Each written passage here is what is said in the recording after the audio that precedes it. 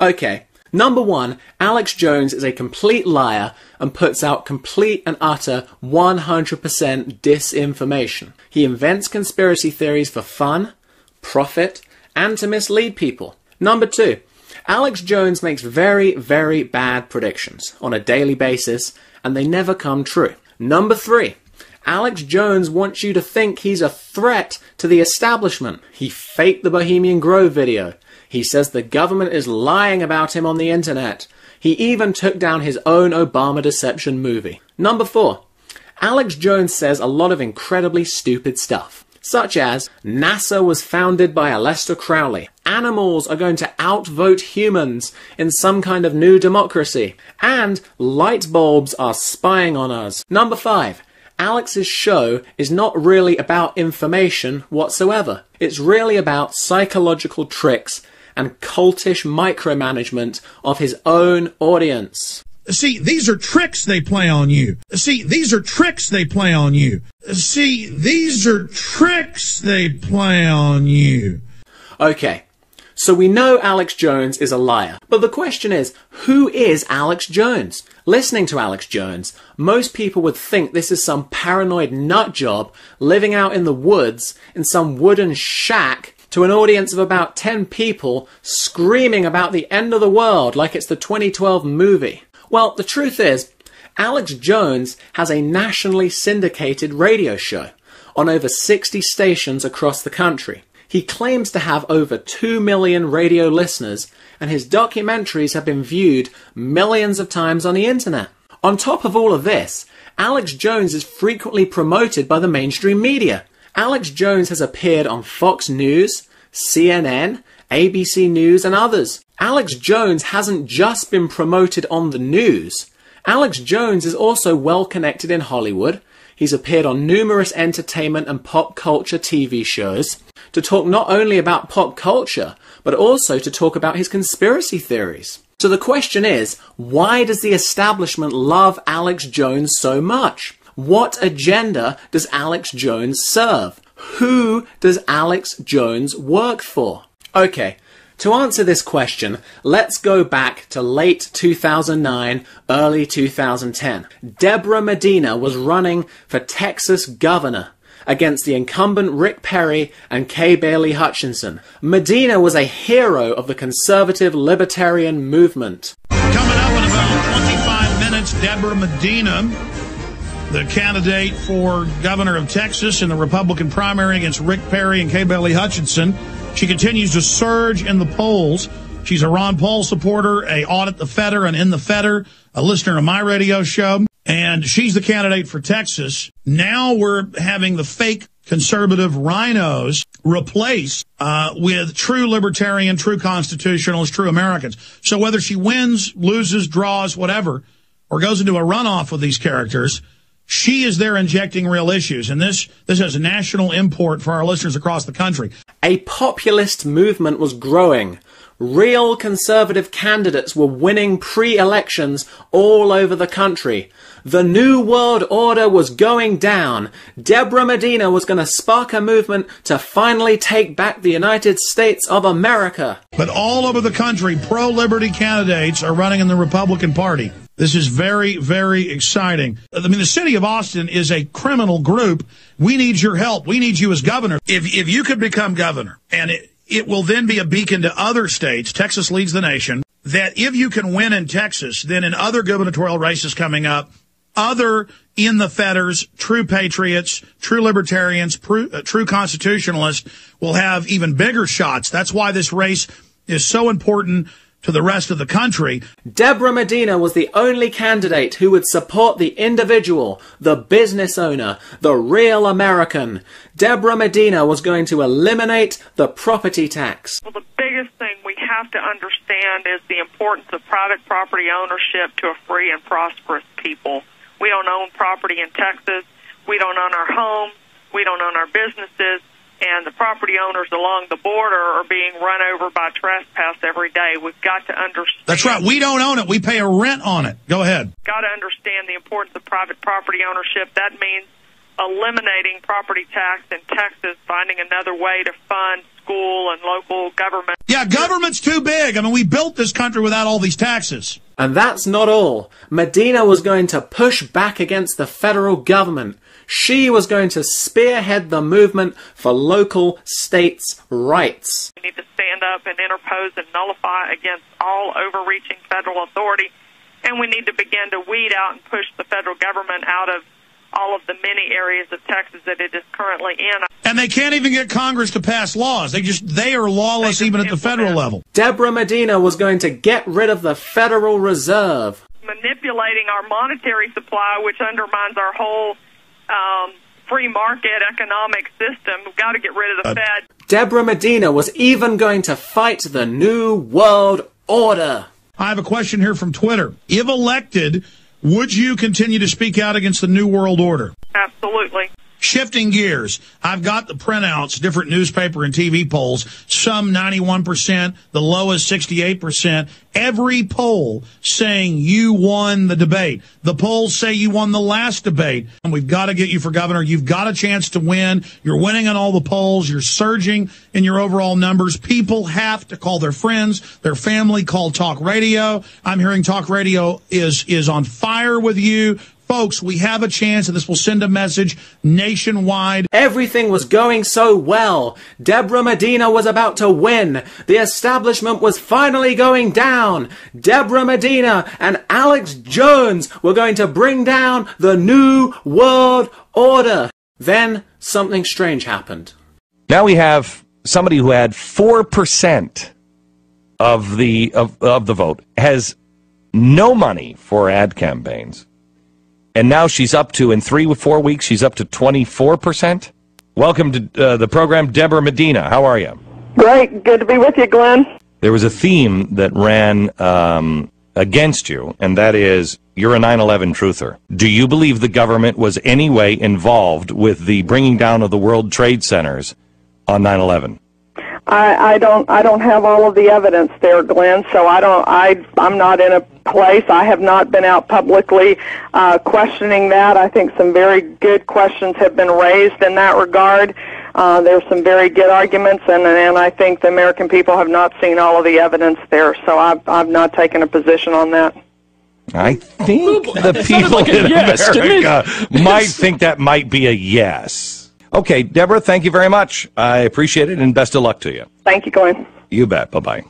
I think problematic. While I don't endorse anyone, I think I can write her off the list. Let me take another look at Kay Bailey Hutchinson if I have to. Rick, I think you and I could French kiss right now. Let me tell you something. He's a damn handsome man. He's a damn handsome man. Looks good in a pair of jeans. Wow. He's a handsome man. Wow. Deborah Medina went on the Glenn Beck show and just couldn't decide whether 9/11 was an inside job or not. Glenn Beck jumped on the attack, and from here on, Deborah Medina's chances of winning were completely and utterly zero. Now, Alex Jones was very quick to jump on this. Glenn Beck was a traitor, a scumbag, an anti-American, a fake conservative. Let's listen. He's there as a gatekeeper to be the leader of the Patriot movement, and we see him always at key moments showing he's a Benedict Arnold because it's such an example of sabotage. Glenn Beck with the Perry campaign, within 35 minutes, they already had robocalls going out that she's a 9/11 truther when I never asked her about that on air. And so they're sending in their agents like Glenn Beck to pose as one of us, so at key points, he can sabotage our movement. Yes, what a traitorous attack on Deborah Medina. Glenn Beck is such a traitor. Now, what happened 8 days later? Deborah Medina agrees that 9/11 truthers' beliefs are despicable. And I'm going to withdraw my support for Deborah Medina in this election if I don't hear an apology and a clarification on this. She needs to explain herself. For him to sit there and say we're despicable, we're horrible, we're evil. I'm not supposed to question that. I'm despicable to all my family listening in Dallas to the #1 talk station. I'm despicable. You agree that I'm bad? I mean, I'm despicable, and I'll show her after saying there's a lot of questions, people have a right, and then I'll show her saying it's despicable. I don't like flip-flopping. I want people to do what they say, and at this point, we can't believe anything she says if she gets in office, if she'll flip-flop like this. She better, hey, she's going to find out that who's really supporting her and that she better watch it. I just can't handle it anymore. I can't handle politicians. She did the bad thing. You understand that? We need people elected that do what they say they're going to do. I wasn't mad at her when she said, I'm not a 9/11 truther, but I support people's right. Then, a couple weeks later, there's a new Deborah Medina. It's just a dirty taste in my mouth to commit to somebody, to trust somebody, and to see this type of attack on us. I can barely even do this radio show now. I'm so angry. Ugh, disgusting. Makes me sick. We're despicable. They must not be worried now if she gets elected. That means if she ever gets any political heat, she'll just flip-flop. I'm nobody's sucker. I'm nobody's property. I'm nobody's dupe. You understand that? Now, my question to Deborah Medina is, if she'll come on, that's fine. I'm sure they'll chicken out. I don't care. Weeks before, after Glenn Beck, I think the way those buildings fell, I have questions. Now we're a despicable, horrible cult, and I agree. And then I'm bad. Alex Jones is bad for actually being steadfast and seeing a flip-flop like this and getting angry. I want you to call Medina. Their lines have been busy. 877-WE-TEXANS. Yeah, we Texans aren't double talkers and flip-floppers and side crab walkers. That's what we're talking about, is a bunch of double-talking people. I've had it with double talk. I mean, this is unbelievable, and I'm not putting up with it. I don't know. She can retract it if she wants or clarify it. Fine. Are they just, despicable cult of dangerous scum? Absolutely. Absolutely, Mark Davis. I agree. It's ridiculous that I would even imagine to be involved with those people. And then I'm like, my God, what a betrayal. I feel betrayed. I think it was the relish. Absolutely. Oh, yeah. That's what happened. And somebody slaps me upside the head. I stand up against it. Get that straight. But again, I guess I should just say, yes, I'm despicable. I grovel to you. I'll slit my wrist for you. Anything you want. You are God. I'm not allowed to have my morals or my stands. I'm evil. I'm bad. Oh, my God, I'm despicable. I have to call these people out. Okay? That's what I do. You had to stand on principle and say, look, I agree people should be allowed to ask for an investigation. But no, we are despicable. You have attacked us, Deborah Medina. You have attacked me. So I don't want to hear I'm attacking you. You drew blood on us. You attacked us. You drew first blood. That's the way it is. I think everybody should call her campaign and email her and tell her where her support comes from and tell her you want an apology right now. Glenn Beck lost 500,000 viewers when I went after him in the last 2 weeks defending your sorry butt. What do you think's going to happen now when I come after you? Show her the power we've got. I'm sick of traitors. Wow. Alex Jones is bashing Deborah Medina like it's David Rockefeller. Why did Alex Jones completely tank Deborah Medina's candidacy live on air? Why would Alex Jones try to destroy the constitutional, libertarian, conservative candidate? What did Deborah Medina do that was so bad? Let's listen. To Austin, welcome gubernatorial candidate Deborah Medina. Hey, Deborah, how are you? Good. It is nice to have you. Let's do two things. Let's take a couple minutes and wrap up the 9/11 thing. My assertion is it would have been over by now, would have been over in a day, if after the Beck thing you'd have said, boy, I'm sorry, I messed up. I should have identified this 9/11 truther movement as the despicable paranoid cult that they are. What a horrible, hateful belief to have in your head that 9/11 was an inside job. Why didn't you do that? Yeah, I agree with you, Mark. I laughed it off whenever he said I was a truther because I thought it was so absurd, and I should have just said no, absolutely, I'm not a truther. I think it's abundantly clear I'm not a truther. Those things happen to us, and we pick up, say, should have done that better, move on, and that's what we've done. Then there's just one other thing that's left, because not being a truther is great. I'm thinking, of course you're not. Of course you're not. But sometimes the wisdom is defined by knowing whom to praise and whom to, quite frankly, condemn. Someone walking around with the belief that America would do this to its own people, that President Bush and those around him would slaughter our own citizens in order to justify war, is a despicable thing to Agreed. Believe. And if that's, and you want to be on record as agreeing with that. Agreed, yeah. So, all Medina said was, it's despicable to believe the government would murder people. It's not that Alex Jones is despicable. It's not that 9/11 truthers are despicable. The act of the government murdering people is despicable. That is what she said. And every time there's real candidates about to take the states back, they'll send in their little media whore. A lot of people are waking up. A lot of people are becoming conscious. The problem is the system didn't get where it is. The power elite didn't get where they are by being stupid. And they know how to take over movements. They know the best way to control opposition is to lead it. And every time there's real candidates about to take the states back, they'll send in their little media whore. Now look, let's think about this. Deborah Medina has appeared on Alex's radio show on multiple occasions. She was very friendly to Alex. Alex was very friendly to her. They supported each other. Does it make any sense whatsoever that Medina would be calling Alex despicable? Of course she wasn't calling Alex Jones despicable. So what's going on here? Was Alex Jones working for Rick Perry the whole time? Let's listen. Maybe it's better to just keep Perry in, so everybody hates him more and the government gets more discredited. Maybe it's better to have a lame duck Perry in there. Because if she'll flip-flop like this, why not just have Kay Bailey Hutchinson and Rick Perry? And then I got it from another source who was with Rick Perry, who's a household name, earlier in the week on Wednesday, that Rick Perry's worried about three people, and so are the Republicans nationally. Alex Jones, Ron Paul, and Deborah Medina. And then I got it from another source who was with Rick Perry. And then I got it from another source who was with Rick Perry.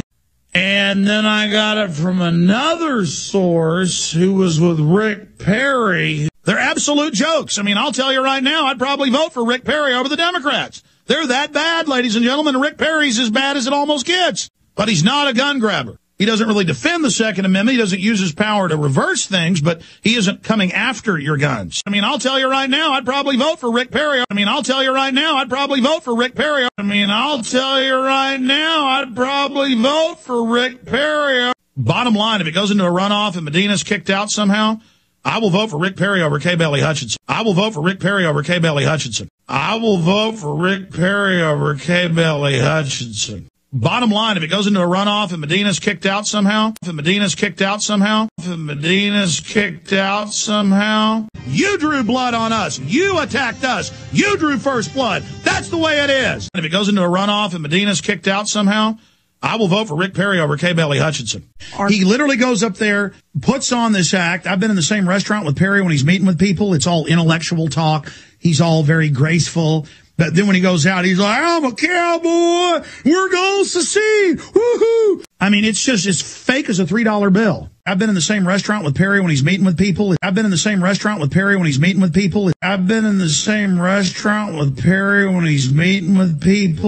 mean, it's just as fake as a $3 bill. You know, as much as I don't like Rick Perry, and he's been on the show before, by the way, as much as I don't like him, I really don't like Kay Bailey Hutchinson. And he's been on the show before, by the way. When I showed Endgame Blueprint for Global Enslavement in Austin, Texas at Alamo Drafthouse on South Lamar 2 years ago, one of the chief people in Rick Perry's office showed up. And he said, I heard Rick Perry's in the film. I'm a listener of the show. I wanted to see it.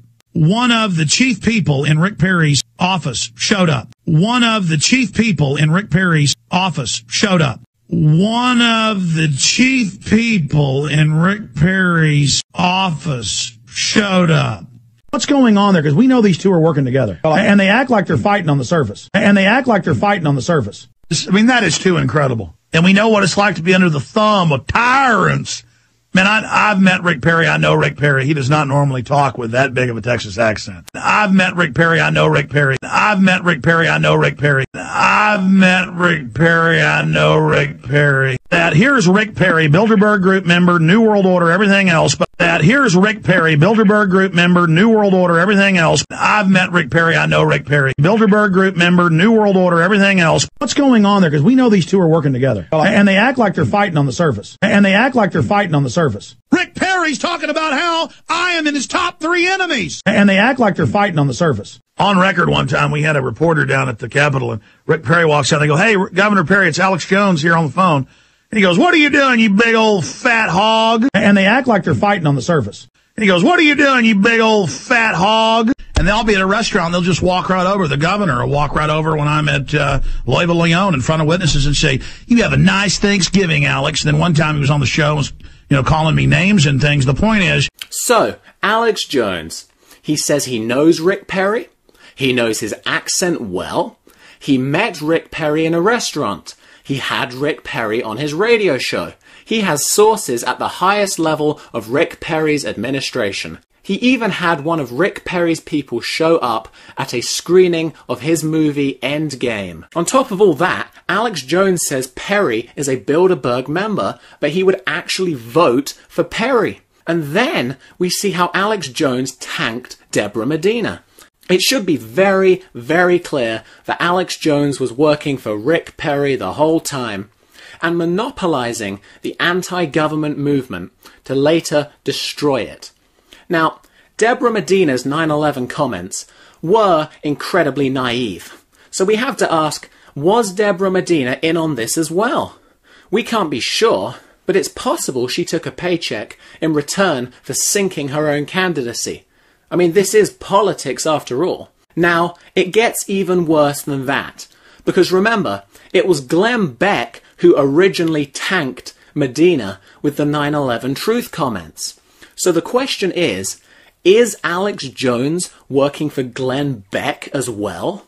Now, Alex Jones has said a lot of nasty stuff about Glenn Beck. I'm not controlled opposition like Glenn Beck. I'm real. The system knows that. With Beck, he is a total actor. He admits that's what he is an actor. And it's all fake. And everything is a lie or a deception. Yeah, Glenn Beck, it tries to get people's confidence so he can later double back on them. But that's why he's so dangerous. Because I've seen him over and over again at key junctures sabotage the true liberty movement. Wow. It's almost as if Alex Jones is talking about himself. I really want Glenn Beck to be for real, but he is definitely following government scripts. If you want to know about somebody who's definitely spook run, it's Glenn Beck. If anyone is a government agent, it is Glenn Beck. And let me tell you, Glenn Beck is a actual CIA officer. He's that, or he's a defense intel or something else. I mean, that guy is an officer. He holds rank. Guaranteed. And let me tell you, Glenn Beck is a actual CIA officer. Wow. An actual CIA officer. Now, the thing is, Alex Jones seems to have quite a few connections to Glenn Beck himself. Let's listen. But I'm not even saying Glenn Beck's a bad guy. I've talked to two people high level at Fox News. One of them's a household name who say Glenn Beck is scared to death and knows this is all real now and has bodyguards and didn't know what he got into. I've talked to two people high level at Fox News. I've talked to two people high level at Fox News. I've talked to two people high level at Fox News. One of them's a household name. One of them's a household name. One of them's a household name. I had a radio exec in my office Friday, a guy that works with all the big executives, Glenn Beck's people, Limbaugh's people, everybody. I'm just going to leave it at that. He knows them all. A guy that works with all the big executives, Glenn Beck's people, Glenn Beck's people, Glenn Beck's people. Look, here's the deal with Glenn Beck, okay? I happen to know people that know Glenn Beck and work with him. And he absolutely hates my guts. I happen to know people that know Glenn Beck and work with him. I happen to know people that know Glenn Beck and work with him. I happen to know people that know Glenn Beck and work with him. And he absolutely hates my guts. And he absolutely hates my guts. And they act like they're fighting on the surface. And I even know through contacts with his producer at Fox, they don't want it. Thank you, we'll look at it, click. And I even know through contacts with his producer at Fox. And I even know through contacts with his producer at Fox. And I even know through contacts with his producer at Fox. Look, I'm not stupid, and I'm not going to get into any details, but I could certainly go, if I played my cards right, go join Team Fox, ladies and gentlemen. Go join Team Fox, ladies and gentlemen. Go join Team Fox, ladies and gentlemen. Go join Team Fox, ladies and gentlemen. Aha! So Jones has contacts with Glenn Beck's producer. He has contacts at the highest levels of Fox News. He knows the producers of Glenn Beck's radio show. And he says he could very easily work for Fox News. Isn't this all so very interesting? Is it not incredibly obvious here that Alex Jones and Glenn Beck were teaming up to destroy Deborah Medina? Alex Jones knows Rick Perry. He knows Rick Perry's people. He knows Glenn Beck's people. Glenn Beck said he would vote for Rick Perry. Alex Jones said he would vote for Rick Perry. Deborah Medina doesn't seem to fit in anywhere here. She doesn't know any of these people. She was never an insider. Now, just a few months after calling Glenn Beck an actual CIA officer, Alex Jones had a small change of mind. That's a big, bold shift for Glenn Beck. What's your take on him coming out and talking about false flag terror? Coming out and talking about false flag terror. Coming out and talking about false flag terror. I want to say this. I mean, I told Beck months ago, cover poison in the water supply, cover eugenics. He has been. Last week he was talking about Rockefeller, not just Soros being part of the New World Order. So he's moving in the right direction, and so I would look for him to be destroyed. So he's moving in the right direction, and so he's moving in the right direction, and so he's moving in the right direction, and so I would look for him to be destroyed. When I made the prediction on air a month ago that if Beck continues to really start getting hardcore and telling the truth, he won't be on Fox. And then the New York Times, Beck told him Roger Ailes is mad at him and he might get pushed out. I mean, that's incredible. That if Beck continues to really start getting hardcore and telling the truth, that if Beck continues to really start getting hardcore and telling the truth, that if Beck continues to really start getting hardcore and telling the truth, he won't be on Fox. I mean, that's incredible. Wow. Isn't it just incredible? It appears that Glenn Beck has had a falling out with the CIA and is now really telling the truth. Now, let's move on to Rush Limbaugh. What did Alex Jones have to say about Rush Limbaugh back in the good old days? Rush Limbaugh lied about weapons of mass destruction. Exactly. I always hear Limbaugh and Hannity still saying WMDs were found, even as the UN and Bush admit that it was staged, was fake. It doesn't matter. They still say every day, no, it's real. No, the WMDs were there. Again, they're kind of living in the old model or the old download. Rush Limbaugh is a fake conservative. And you cowardly, foolish, fake Limbaugh listening conservatives confronted me on the street and in emails. Cowardly, foolish, fake Limbaugh listening conservatives. Cowardly, foolish, fake Limbaugh listening conservatives. Cowardly, foolish, fake Limbaugh listening conservatives. Rush Limbaugh is just a Republican phony. And Limbaugh and Hannity, they're not going to tell you all this stuff. Or they'll tell you the Republicans are going to save you and they're going to bring the same deal. Rush Limbaugh is really working for Obama. You know, when Limbaugh attacks him for phony reasons, that only makes the left support him more. And Limbaugh and Obama are both for trillions to the banks. Rush Limbaugh is an establishment frontman. And that's why Bill Clinton came out and said, we've got to shut down talk radio. Limbaugh, when Limbaugh is an establishment frontman to neutralize conservatives. Rush Limbaugh is a complete drug addict train wreck. They're going to have Limbaugh thoroughly discredited, looking like he was drugged out of his mind again when he was up on stage. He admits he took 100 Oxycontins a day, folks. That would kill 7 horses of average weight. I mean, that's how big his liver is. That's how much hillbilly heroin this boy takes. I watch Limbaugh morph into what he is today, and he really is a shameful egomaniac whose mind's partially rotted from synthetic heroin known as Oxycontin.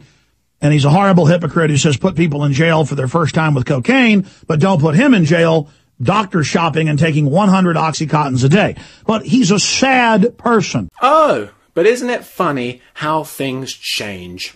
I mean, Rush Limbaugh was telling the truth. And sure, he tells the truth about the Second Amendment or property rights. He's good on a lot of things. Limbaugh is something entirely different. Limbaugh's even been linking to PrisonPlanet.com stories, folks. And Limbaugh and others are admitting now, and this is why they're finally telling the truth, they're getting scared, that the old money doesn't like new money. If you're not part of their clique, you are to be destroyed. And Limbaugh and others are admitting now, and this is why they're finally telling the truth, they're getting scared. I mean, is it not amazing that Limbaugh is now saying there's basically a secret ruling elite that's robbing America? I give credit where's due. Limbaugh and Savage. They're the only ones going all the way. Limbaugh and Savage. They're the only ones going all the way. Rush Limbaugh, and I agree with him. I'm glad he's really coming out now and telling it like it is. Rush Limbaugh, and I agree with him. I'm glad he's really coming out now and telling it like it is. That's a big deal to have Limbaugh coming out saying we may have martial law in America. I mean, Limbaugh is actually telling the truth, the complete truth in saying this. Wow, Limbaugh is genuinely upset. I think boy, they're going to really come after him now. With Rush Limbaugh, what you hear one year is the same a year later. I want to embrace truth. I want to embrace Rush Limbaugh. I want to embrace truth. I want to embrace Rush Limbaugh. I want to embrace truth. I want to embrace Rush Limbaugh. I even heard Limbaugh this week admitting the government wants to wreck the economy so they can run it. Limbaugh's finally getting it. It's a conspiracy, Limbaugh. Welcome to the club. It's a conspiracy, Limbaugh. Welcome to the club. It's a conspiracy, Limbaugh. Welcome to the club. I mean, it's Media Matters that says Rush Limbaugh is a liar. And I got to tell you, I read Media Matters every week to see what they're up to over the last decade. 90+% of the time, they're lying about Rush Limbaugh, and Rush Limbaugh is telling the truth. 90+% of the time, they're lying about Rush Limbaugh, and Rush Limbaugh is telling the truth. And that's why they don't like him. Because compared to George Soros and David Rockefeller, Rush Limbaugh is a great guy. Rush Limbaugh is a great guy. Rush Limbaugh is a great guy. That's why they don't like him, because he's not totally sold out to the New World Order. He doesn't fit into their program. If you listen to Hannity's show, or you listen to Savage, you listen to even Limbaugh, it's almost like Alex Jones is hosting the show sometimes. It's almost like Alex Jones is hosting the show sometimes. I'm trying to figure this out. Why is Limbaugh telling the truth? Again, everything Limbaugh's saying is totally true. And that's the thing. Compared to Media Matters, this guy is the bastion of truth and wisdom. This guy is the bastion of truth and wisdom. To begin with, Rush Limbaugh was a fake conservative drug addict. Now he is the bastion of truth. Isn't it funny how things change? Now, the question is, why the sudden change of heart? Well, to answer this question, we must understand Alex Jones has been offered to be a big establishment radio show over and over again. Let's listen. 10 years ago, I was offered Glenn Beck's job before Glenn Beck existed. He's only been a Patriot radio host for 8 years. I was told, you'll be the next Rush Limbaugh. You'll be on national television. You're more powerful than Limbaugh. Again, I was approached by the #1 and #2 consecutive largest syndicators at the time. And they said, look, you come out of the radio, you grab people, you have an intellect, you've studied history. We've done focus groups on you. You will be the next Rush Limbaugh.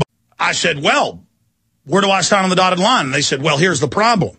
No more black helicopters, no more private Federal Reserve, no more world government. And I said, no, thank you. And I said, no, thank you.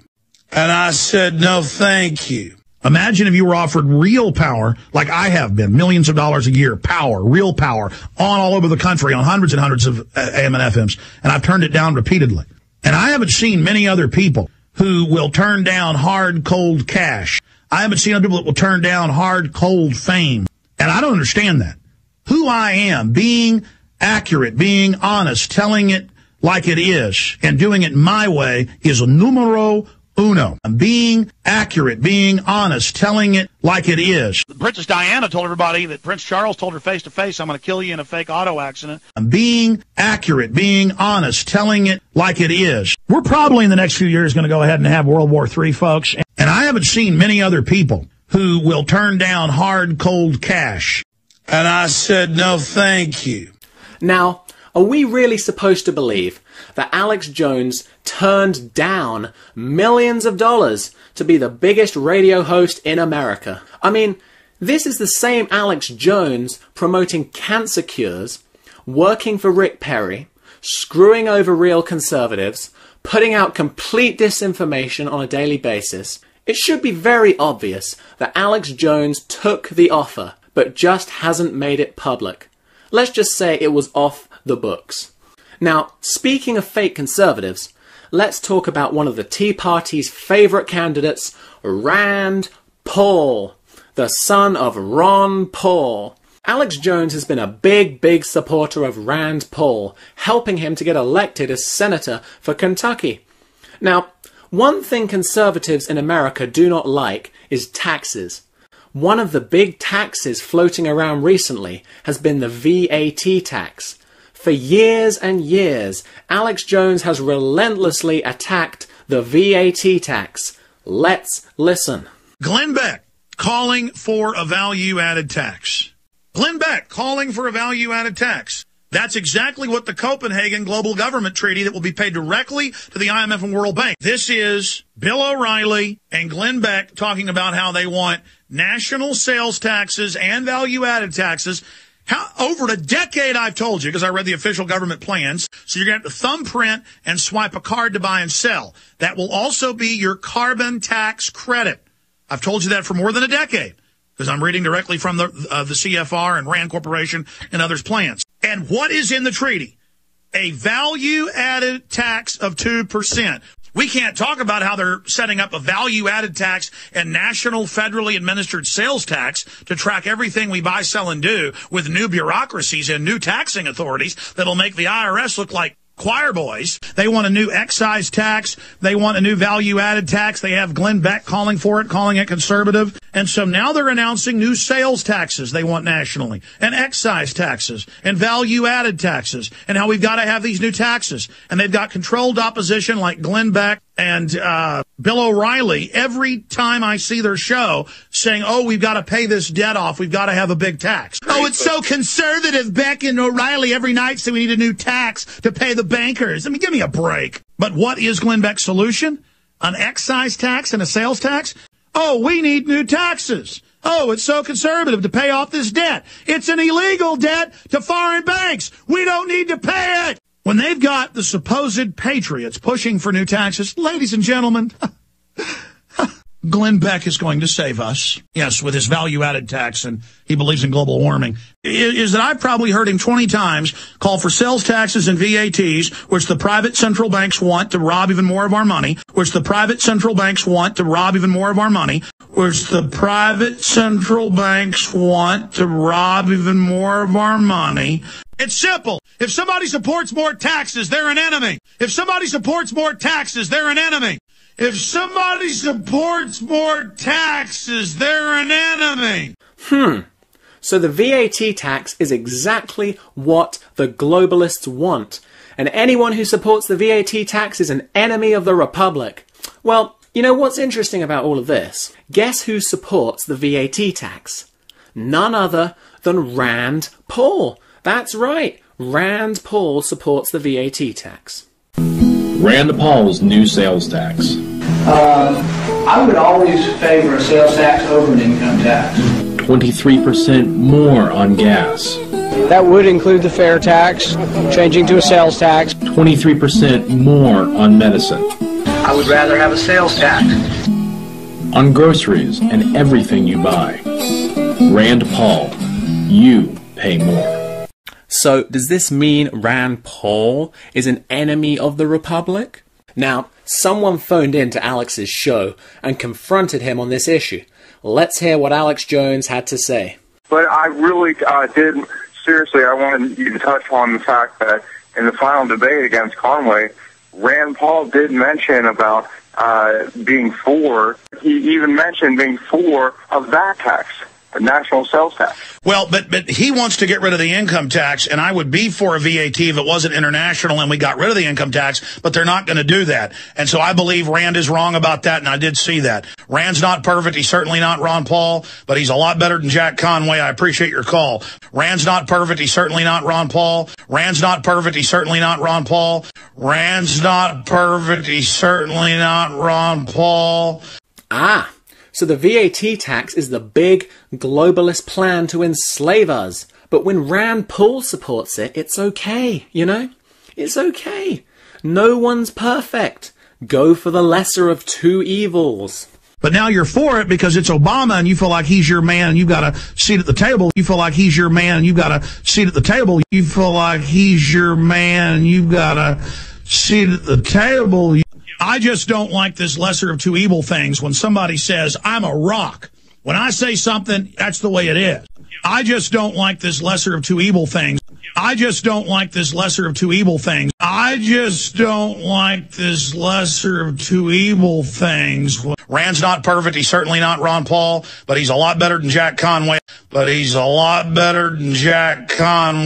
Now, if you look at Rand Paul's policies, they're very similar to that of the Republican Party. But yet, the whole time, Alex has been trying desperately to sell Rand Paul as an anti-establishment candidate. Now listen closely to just how much Alex Jones simplifies this. Or you get a case like Rand Paul in Kentucky and you see the Republican leadership trying to beat them in the primary, you better believe they're good. And you see the Republican leadership trying to beat them in the primary, you better believe they're good. You better believe they're good. You better believe they're good. Look, this woman's a nut. She wants fluoride out of the water. Soon as you hear that, vote for. Soon as you hear that, vote for. Soon as you hear that, vote for. Rand Paul, they started lying and saying he was kidnapping women. A week later, they had to admit it was all made up and wasn't true. But that showed you, and Dick Cheney went and campaigned against him. Rand Paul, you know he's good. Dick Cheney went and campaigned against him. Dick Cheney went and campaigned against him. Dick Cheney went and campaigned against him. Rand Paul, you know he's good.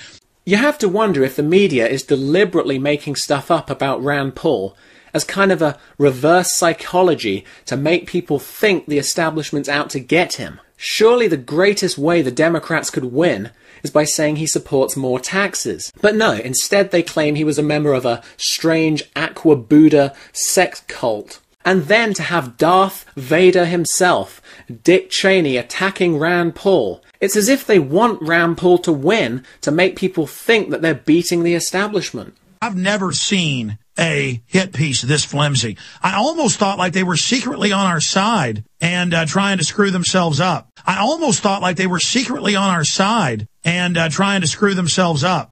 I almost thought like they were secretly on our side and trying to screw themselves up. Now again, compare this to Deborah Medina, who wanted to completely eliminate the property tax. We can see that Alex Jones supports all the fake conservatives and then viciously attacks the real ones. Now, another big group within the libertarian conservative movement is the militia. These are armed groups who often believe the police and the federal government are the enemy. Now, the one person the conspiracy people really do not like is Bill Clinton.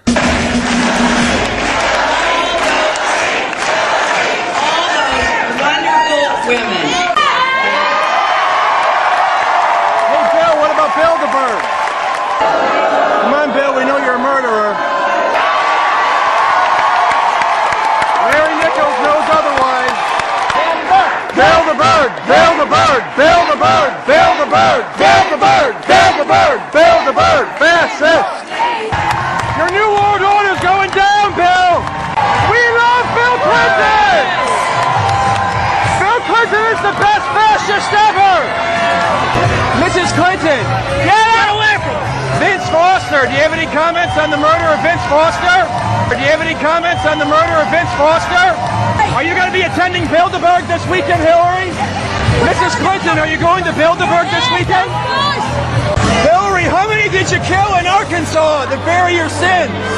Hillary, how many did you kill in Arkansas that bury your sin?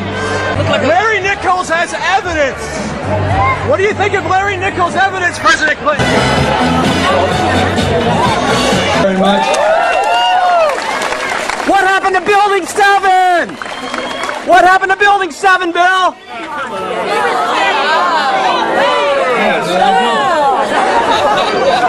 I don't even know where it is. Percent of the delegates to the National Convention. Tell them about the CFR, Bill. Right here. Tell them about Bilderberg, Bill. We don't agree with Senator McCain. We ought to stay in Iraq. But you're in the CFR with Senator McCain. We don't. The truth is, they all want change, And they like both candidates. You're not changed, we're changed. Tell them about your New World Order. Your CFR scum, just like McCain. You won't have your New World Order or your North American Union. 9/11 was an inside job. The CFR was behind it. We know it. The CFR scum, just like John McCain. They're the same people. You both funded 9/11. You're both behind it. You both funded 9/11. You're both behind it. Tell us about Bilderberg. Tell us about the Bilderberg meeting. Tell us how you got elected. Bilderberg. We won't have a New World Order here. You won't have your North American Union. We know you're with Bilderberg, Hillary. We know about Bilderberg. We know about Roger Ailes and Fox News, Hillary. Rupert Murdoch's got your back. We know about it. Bilderberg, Hillary, or Bilderberg. You're with the New World Order. You're a whore of the New World Order, Bilderberg. Senator Clinton, how you doing? Good. How are you? Can I ask you a quick question while you signed that? Sure. It was reported in June of 2006 you attended a meeting in Ottawa, Canada, the Bilderberg Group. Can you comment on that? What's going on at the Bilderberg meeting, and what do you guys talk about up there? I have no idea what you're talking about. What are you screaming about? Let him talk. Support a new investigation into the attacks of 9/11. Are you one of those that was an inside job, guys? Well, let me tell you something. 9/11 was not an inside job. It was an Osama bin Laden job with 19 people from Saudi Arabia. But it's all right. If you don't have any self-control, we can live with it. But just think about that.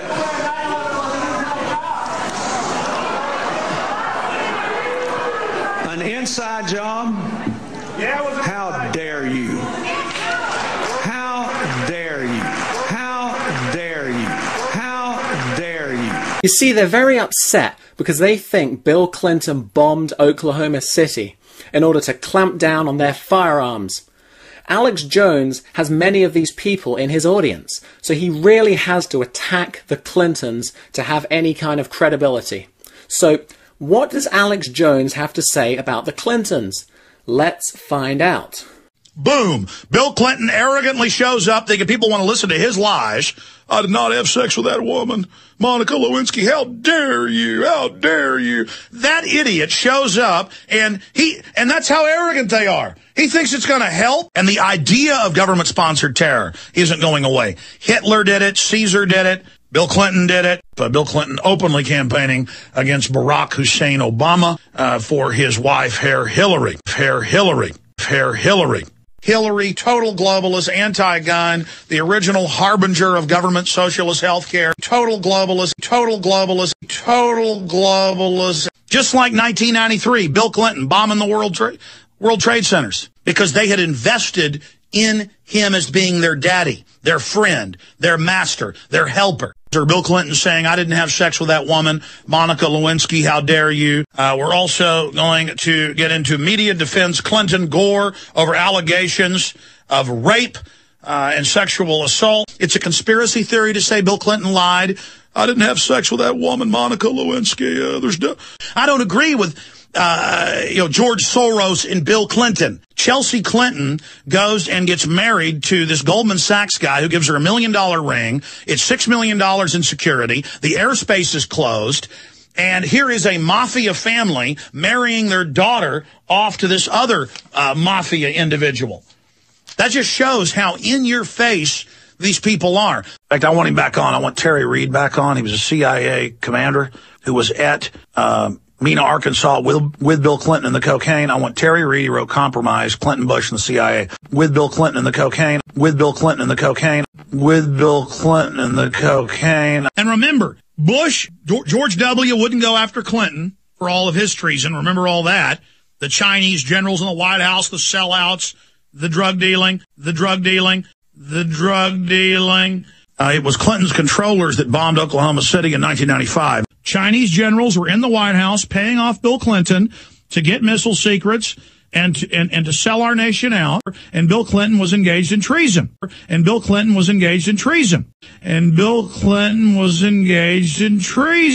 It's worse than Bill Clinton saying, I didn't have sex with that woman, Monica Lewinsky, shaking his finger. Have you read Hillary Clinton's now declassified treatise to Saul Alinsky about how she wants you to live in work brigades, basically? Hillary Clinton's Saul Alinsky thesis, which has been classified, has been released in full. We were reading over this some during the break. It is absolute communism, how she's a communist. Oh, God help us. I mean, how did we ever let this? Folks, communists killed 3, 4, 5 times, depending on which numbers you look at, more than Hitler. We've got Hillary Clinton's own treatise where she admits she loves communism and covertly taking over the government. Just like Republicans thought they'd won and defeated Bill Clinton after 8 years of hell. Bill Clinton, hundreds and hundreds of people that were on his list, and it did come out, mainstream news, he did have a list, they would end up dying. And I don't want to die. I'll be honest with you. This is the kind of crap that they walk up in a grocery store parking lot and cap you in the back of the head and take your wallet. And if that happens to me, because it says Bill Clinton's involved in this, and he runs hit teams, murder teams. Don't forget the Clinton Chronicles and all of that, the death list. I mean, I am on the White House enemies list, Bill Clinton running it. Bill Clinton doesn't play games. You know, we're not messing with their families. Don't mess with our families. The problem is the Clintons, they don't have any rules. They go after families, kids. They're just absolute scum. The problem is the Clintons, they don't have any rules. They go after families, kids. They're just absolute scum.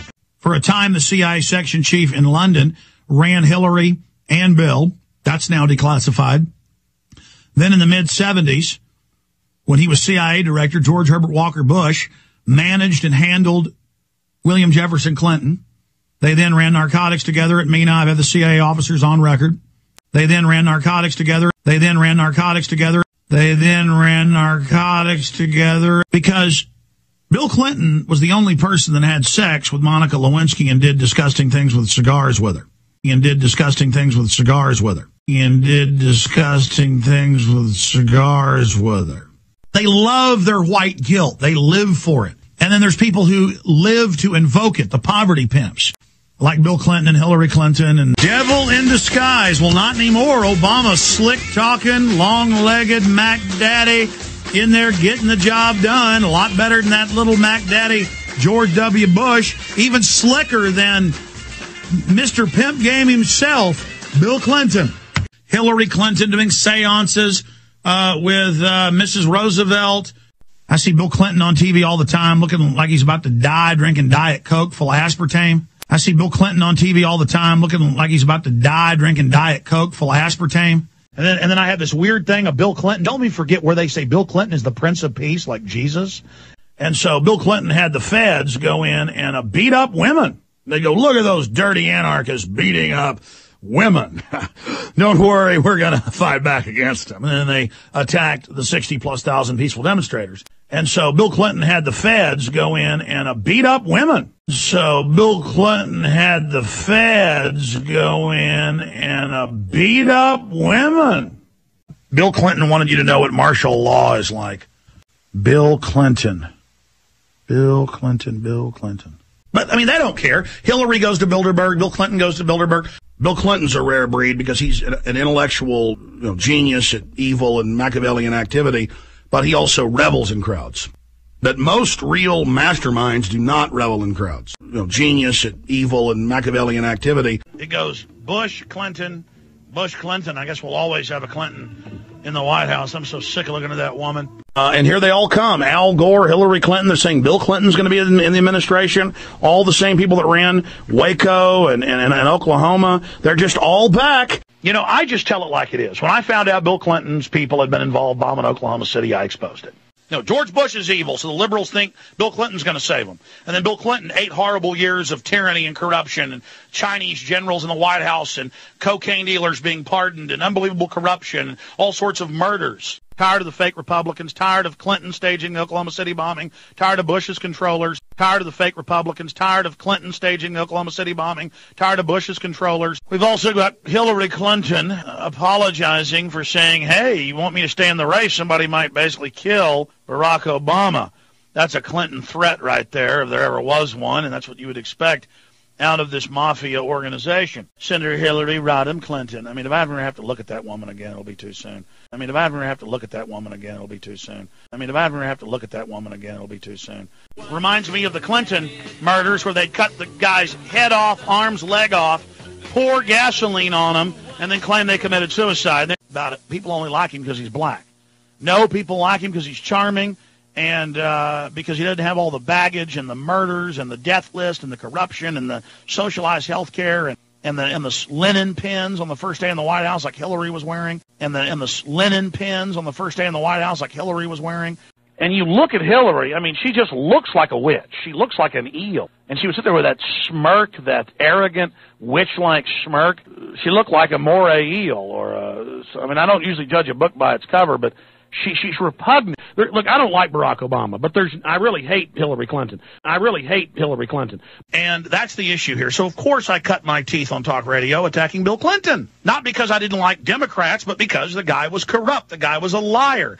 The guy was clearly involved in Oklahoma City. And now we have Bill Clinton saying, gee, I hope it doesn't take another Oklahoma City to shut all this down. Well, as bad as Obama is, and he's bad, this is Bill Clinton. This is, I did not have sex with that woman, Monica Lewinsky. How dare you? How dare you? Oh. This is missile secrets to the Chinese. This is the reported rapist. I mean, this guy, the reported rapist. Wow. Alex Jones really seems to hate Bill Clinton. But the thing is, I found a very, very interesting clip from the Alex Jones radio show. Listen to this. Well, you know, Bill Clinton was in town last year, and my wife's mother has been active in the Democratic Party. So it was the Democratic Party dinner. There was about 100 people there, and they're all around Bill Clinton talking. And somebody said, what do you think, not my wife's mother, but one of her friends said, what do you think about Alex Jones, you know, the radio and TV guy who's talking about the New World Order? And Bill Clinton said, let me think of the exact quote, Alex Jones is one of the most important commentators, and what he's saying is some of the most important things being said in the world.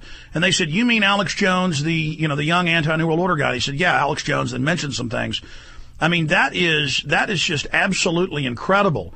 And it's kind of bone-chilling, Alan. Mm-hmm. Yeah, well, they are monitoring, as I say, anyone who they claim is an agitator or someone that can break through the matrix. But why would he say something nice about me? It doesn't necessarily be nice. See, what you're saying is what we are saying is important. In other words, it's true. And, of course, it means that this, because it's so true, they cannot ignore it. But they also hope the public or the general public will be overwhelmed with the regular media, which keeps them in limbo. Well, Alan, isn't there something even more? Within the pyramidal structure, according to Rothkopf and others, and I agree, there's only about 3,000 to 6,000 people that even have 5% of the big picture, and that we've reverse engineered from their documents and reading different compartments of their operation really accurately what they're doing. And so the few commentators or reporters out there that actually know what they're doing and accurately are reporting it, they are recognizing that, because even within their own elite, most of their people don't realize the big picture. And I think that's another danger, is members of the elite, members of the establishment who didn't have the full picture are hearing and seeing what we have to say, and I think that's causing them some problems. And Bill Clinton said, Alex Jones is one of the most important commentators, and what he's saying is some of the most important things being said in the world. And Bill Clinton said, Alex Jones is one of the most important commentators, and what he's saying is some of the most important things being said in the world. But why would he say something nice about me?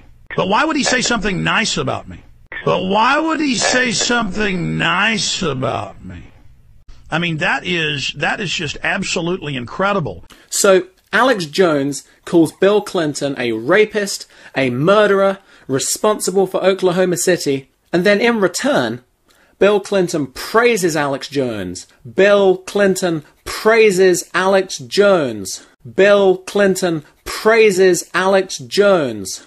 Bill Clinton praises Alex Jones. Interestingly enough, Alex's good friend Charlie Sheen is also connected to Bill Clinton. He's officially asking Obama to meet with him when he's out on the trail, or Charlie will fly to meet with him. And by the way, Sheen's hung out with Clinton, hung out with Gore, been on plane trips with him, way back in the day. His dad knows all these people. So what is the connection here? What is Alex's agenda? What is Alex's agenda? What is Alex's agenda? Well, if Bill Clinton really did bomb Oklahoma City, and there really was a plan to wipe out the population, you'd think the natural response would be violence. And listening to Alex's show, you notice a lot of the people phoning in are looking for a fight. I wonder why, though, for over 14 years, I've had people on message boards and emails and call the show, and they say, Alex, you need to call for violence. And then I never see them go out and commit the violence. I mean, you want me to? Who am I supposed to attack? I mean, tell me right now, who am I supposed to go out and target today? One person phoning into the show asks, who do we start shooting, and when do we start shooting them? But at one point, somebody's going to have to address the issue of who gets to give the orders to fire, and when, and under what circumstances. And when is that going to happen? Who are going to be the people? Because it's not enough and it's not sufficient just to own the guns. And just waving the guns and just owning them, at one point someone's going to have to use them, and somebody's going to have to determine who are the commanders, who are the people who are... I mean, you get my point, right? Another phone caller says, shall we have a peaceful revolution, or shall we have a violent revolution? And finally, when we have everybody on our side, what is it going to be, a violent revolution? Another caller suggests we should walk around in groups with guns pointing outwards. I think if we get everyone that thinks like you together, we can do more together than we can apart. If we're all together in one spot, they can chop our head off. We don't want a one-headed Hydra. Not if we have guns. Not if we have guns. Not if we have guns. Now you notice, every time someone tries to stir up violence, Alex is very quick to denounce it. Alex Jones keeps telling his audience, do not use violence. First, he says, don't use violence because that's what the government wants. The country is already in revolution. The question is, what type of revolution will it be? I certainly hope and I'm working for peaceful. The establishment is provocateuring and wants it to be violent. Because people are talking about violent revolution, and liberals are calling for 100,000-man marches to the sea and all this sedition. We don't want that. The globalists would use that for control. They're testing it, they're tracking it, and they admit they're doing this. They want a violent revolution, and the establishment is going to try to make it violent. People call me, Alex, you need to call for war right now. And it's some big fat federal agents sitting there in their offices. Some big fat federal agents sitting there in their offices. The system wants to drive us into violence. That's why they prepared the military and police for it. This is dangerous, ladies and gentlemen. The globalists want to have violence. So the globalists are in a race to start a shooting war. And so we need to take our states back peacefully, but they don't want that. They want to get a violent revolution going. Now, we need to fix things peacefully, ladies and gentlemen, but the system is gearing up to force us into violence, which is what they want. So we want to not have violence, ladies and gentlemen. You wouldn't want to do what the government wants, would you? Then he says, whenever there is a violent attack, it's the government responsible. So he's saying, this is not a real attack. Don't join it. Don't do more attacks. History has shown that these things can spread quickly if people think it's working.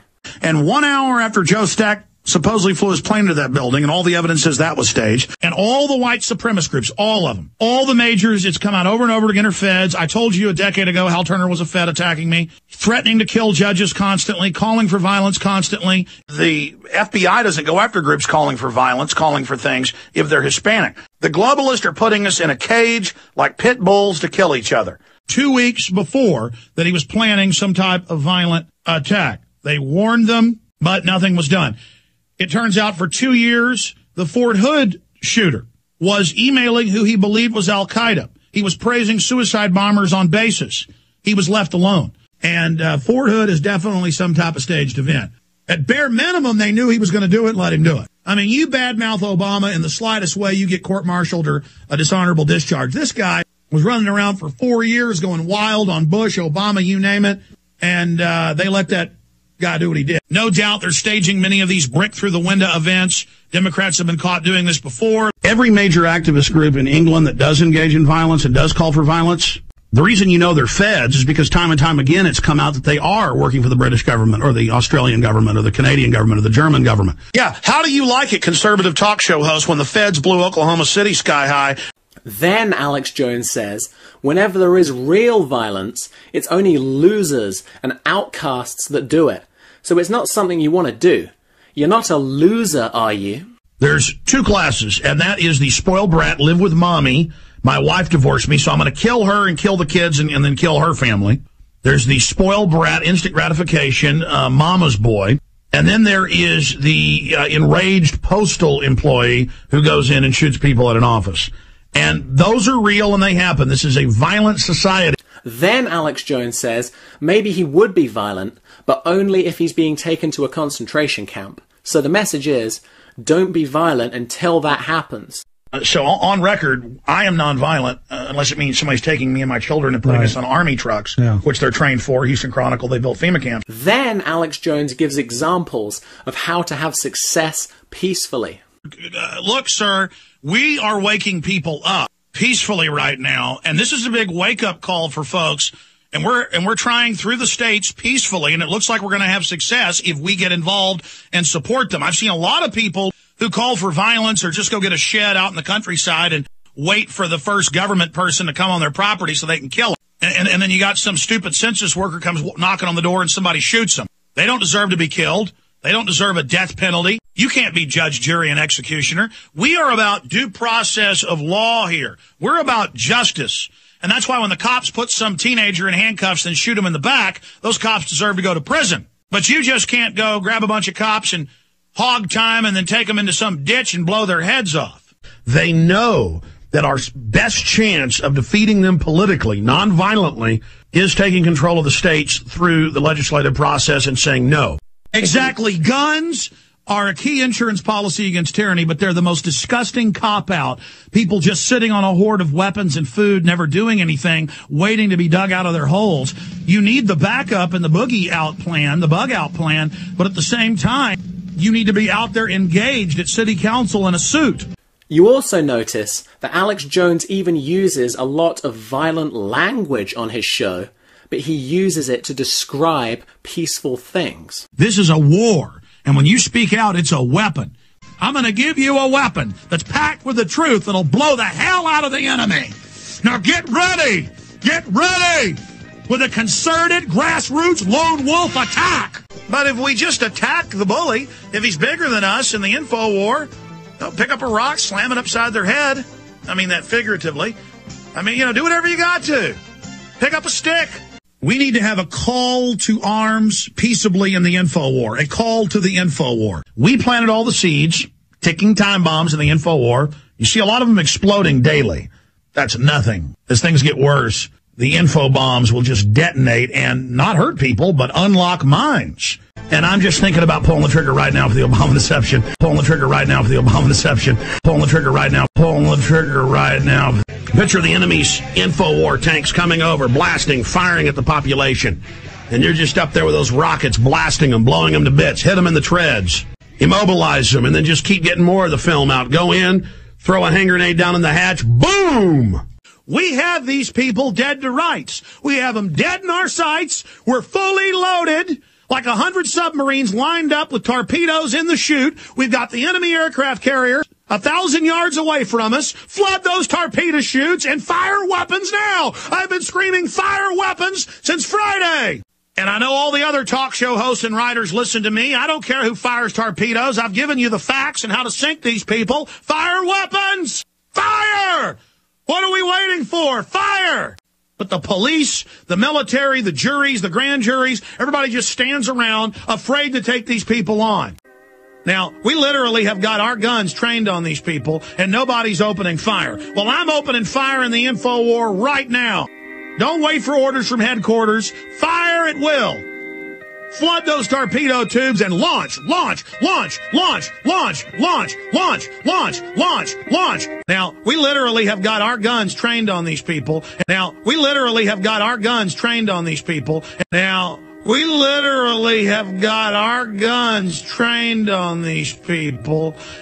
Notice he says he already has his guns literally pointed at them. So these can't be real guns. They are info guns. It's all a big psychological game.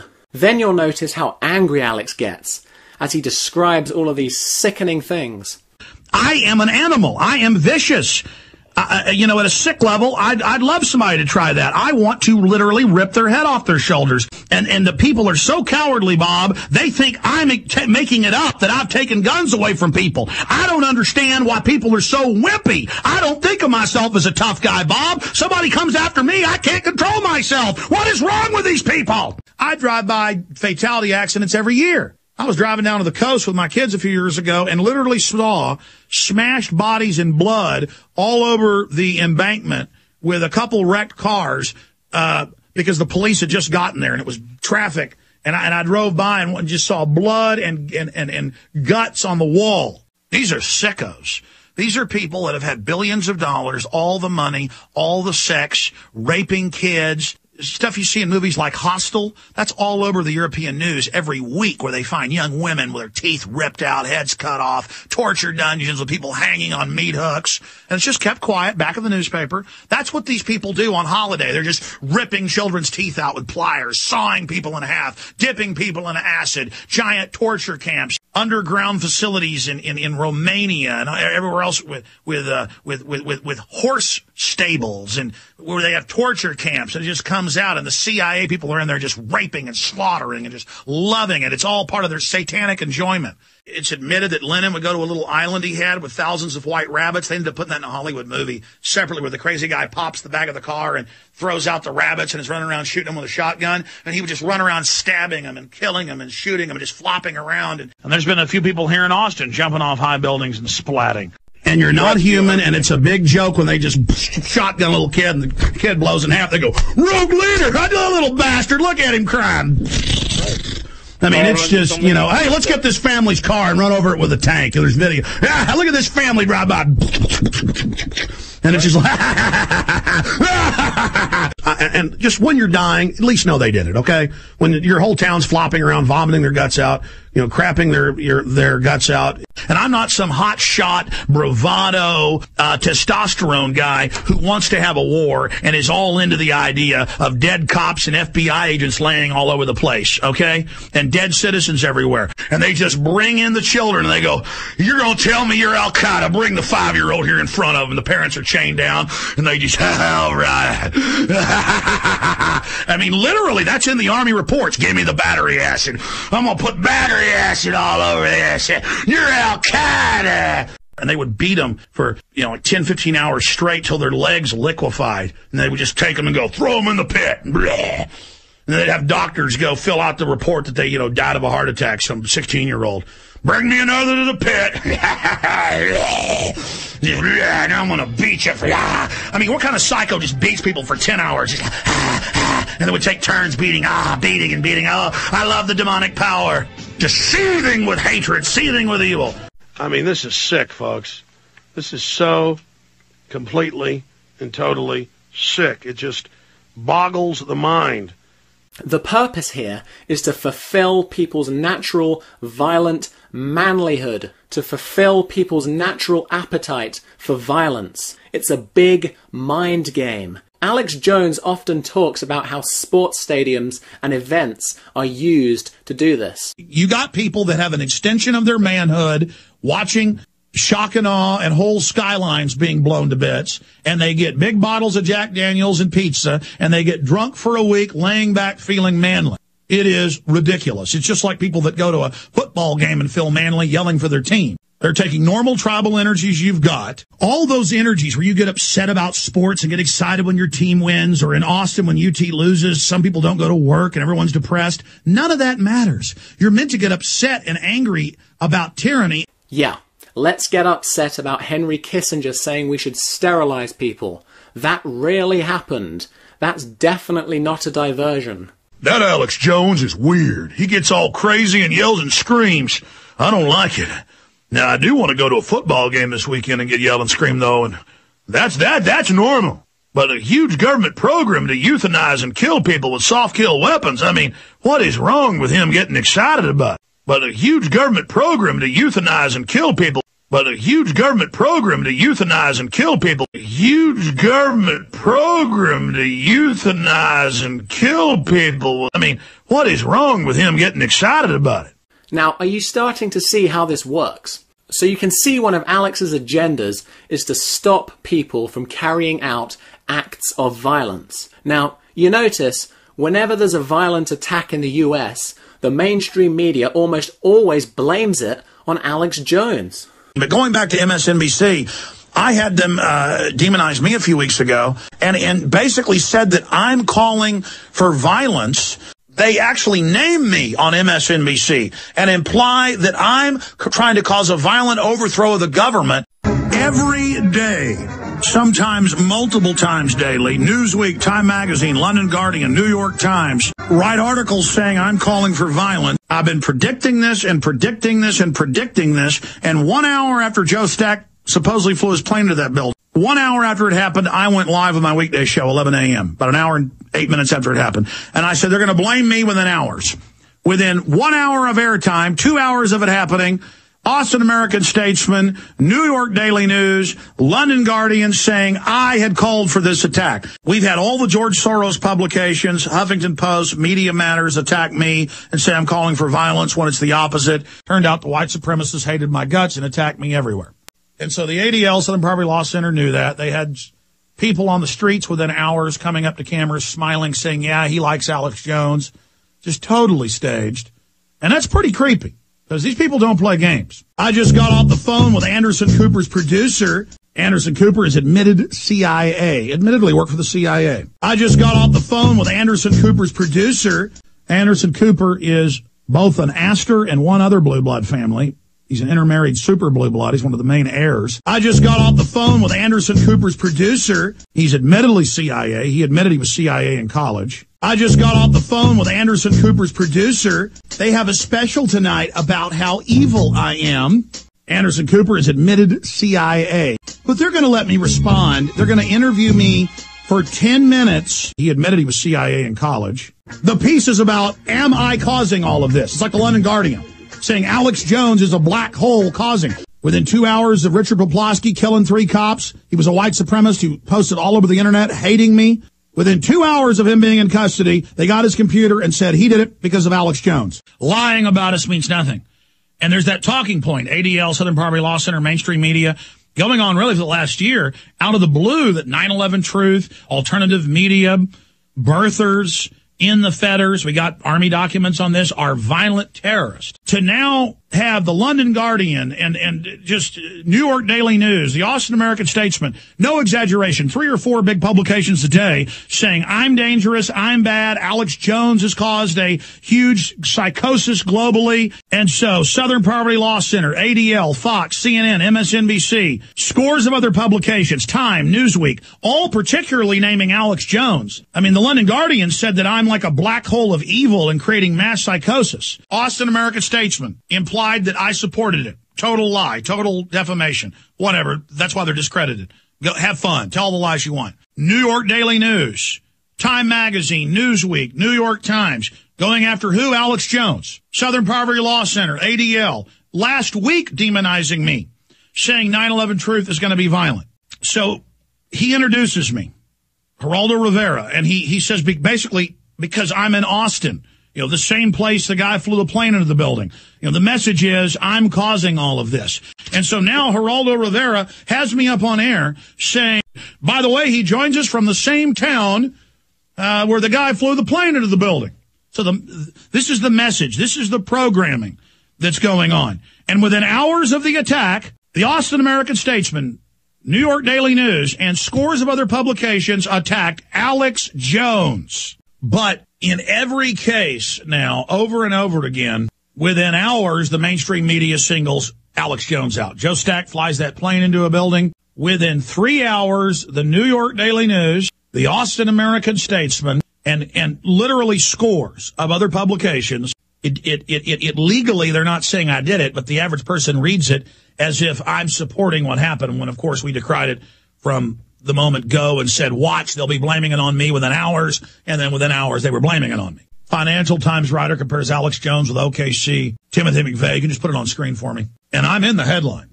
And in this article, he says that I am Tim McVeigh. He says, I come from Tim McVeigh. I am Tim McVeigh. He says, I called him up like an insane shaved head person. This is a quote from San Quentin. So he paints the picture of, I thought it was someone in San Quentin, so I'm a prisoner. Then he talks about McVeigh. So the whole thing is, I need to be locked up. This is the Financial Times of London, in probably the most prestigious newspaper in the world, owned by a Bilderberg Group member. Owned by a Bilderberg Group member. Owned by a Bilderberg Group member. And then I got a bunch of other headlines saying, Stack's rampage sounds like Alex Jones. Get rid of him. Then it talks about Alex Jones and Infowars.com. What? New York Daily? What? What? Look at these headlines. Does Austin plane crash pilot's rambling suicide note sound a lot like Alex Jones? True slant. Here's The Guardian, biggest paper in England.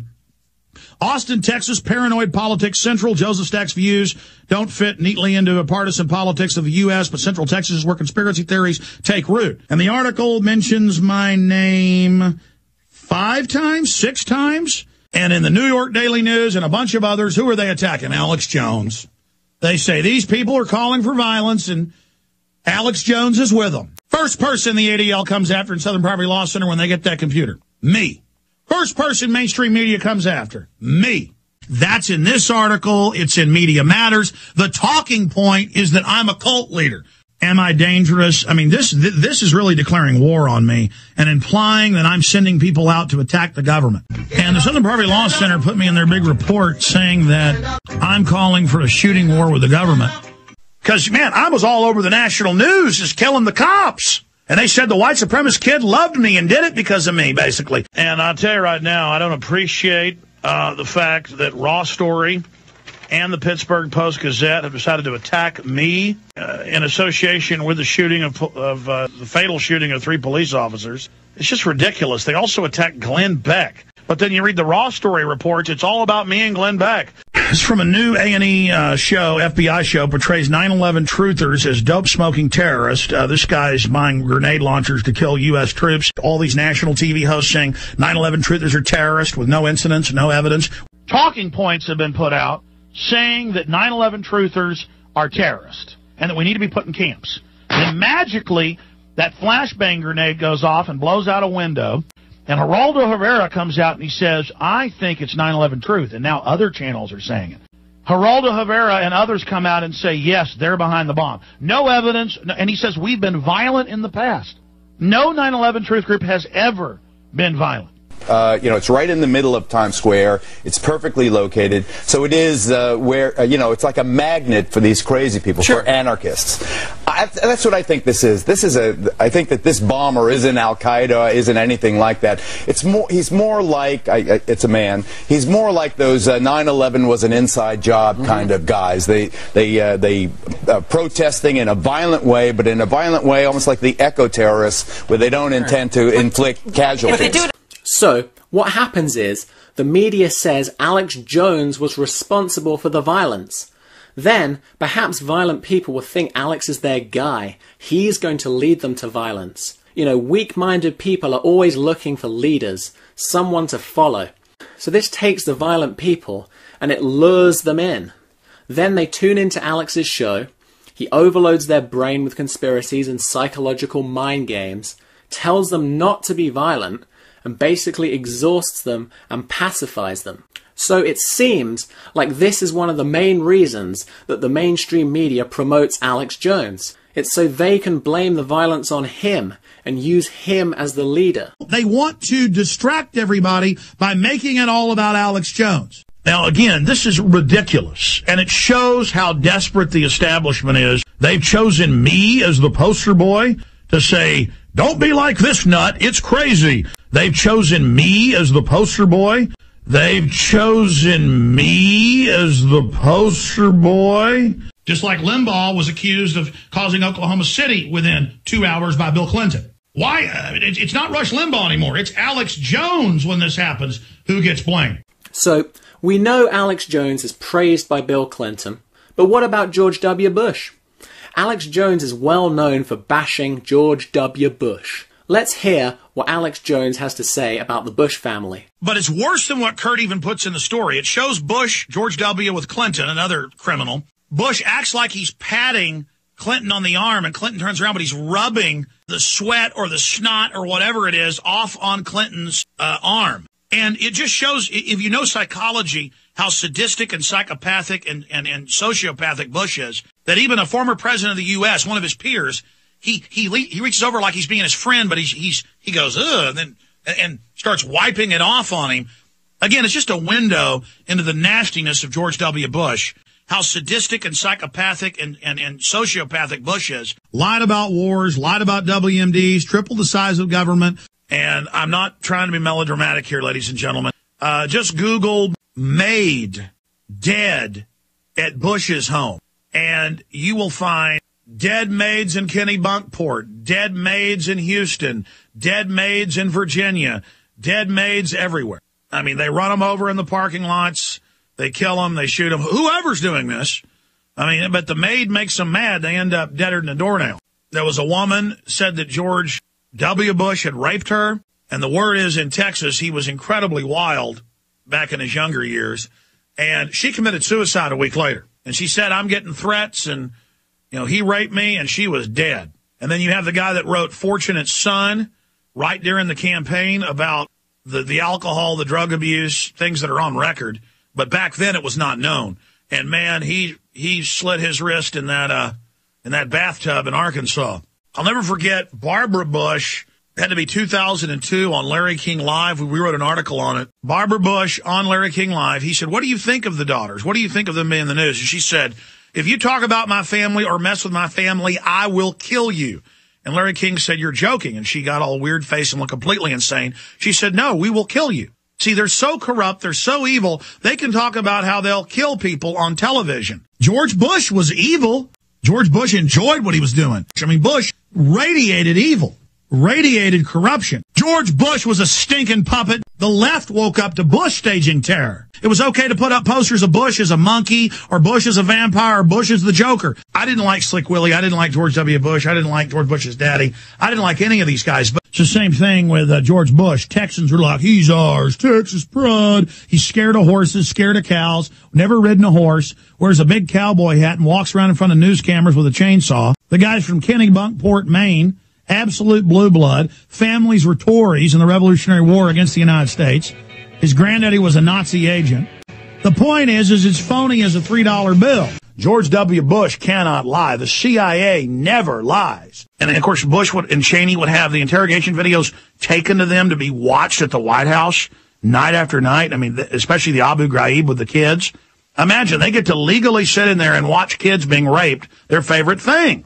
And Bush would like start licking his lips and get that excited look and go, the professionals. Oh, the professional. It's so professional to go in and torture and rape the children. See how they, but again, when you get into Satanism and black magic and evil, it's the openly announcing it in front of everyone. That's the highest level of enjoyment. And so that's why Bush would get up and, you know, he get that little ninny look in his eye, because that's what psychos do. What did Terry Gilliam in Brazil, when the guy comes in to torture him, you know, he's wearing a sickening, diseased baby face mask. Bush would kind of make that little baby, you know, little ninny face, that little Glenn Beck face, the professionals, and he'd enjoy it, the professionalism of it all. Oh, we're so professional in our little lab coats and gloves torturing people. Because under Bush, people knew he was disingenuous. He came off as demonic. He came off as a scam artist. He came off as dirty, as seedy. I didn't see that from Republicans who just couldn't admit Bush was conning them because he was a white guy and looked like them. We did a deeper study. George Bush he reincorporated Grim of the Stool. Tried. He has a special toilet. Don't believe me, just type president has portable toilet. Didn't matter then if he tortured kids. Didn't matter if they lied about WMDs. Didn't matter if they destroyed the Bill of Rights. They were committed to him. George Bush, who looked like Satan with his horns cut off. This is, I mean, because, you have this little demon Bush who even looks like a goblin and, and is obviously evil and does all, you can see how it was scripted. George Bush just passed the baton to him. And because he doesn't come off like a complete demon, I mean, Bush just oozes evil, oozes corruption, oozes funkiness and bumbling, stuttering. We spent all this time and energy exposing Bush as a criminal, as a liar, as wicked, as evil. They started paying for signs about 2 years ago that would just say, George W. Bush, our leader, like we were in North Korea or something. Vice President Dick Cheney in that wheelchair. And that's why you don't see him for months at a time, because the guy's had, 6 heart attacks when he's not out in hunting accidents, shooting people in the face. And then I apologize, you shot me in the face. And Obama brags that he does read the newspaper, and George Bush bragged that he didn't. And Obama brags that he does read the newspaper, and George Bush bragged that he didn't. George Bush is a mindless, petty, nobody puppet.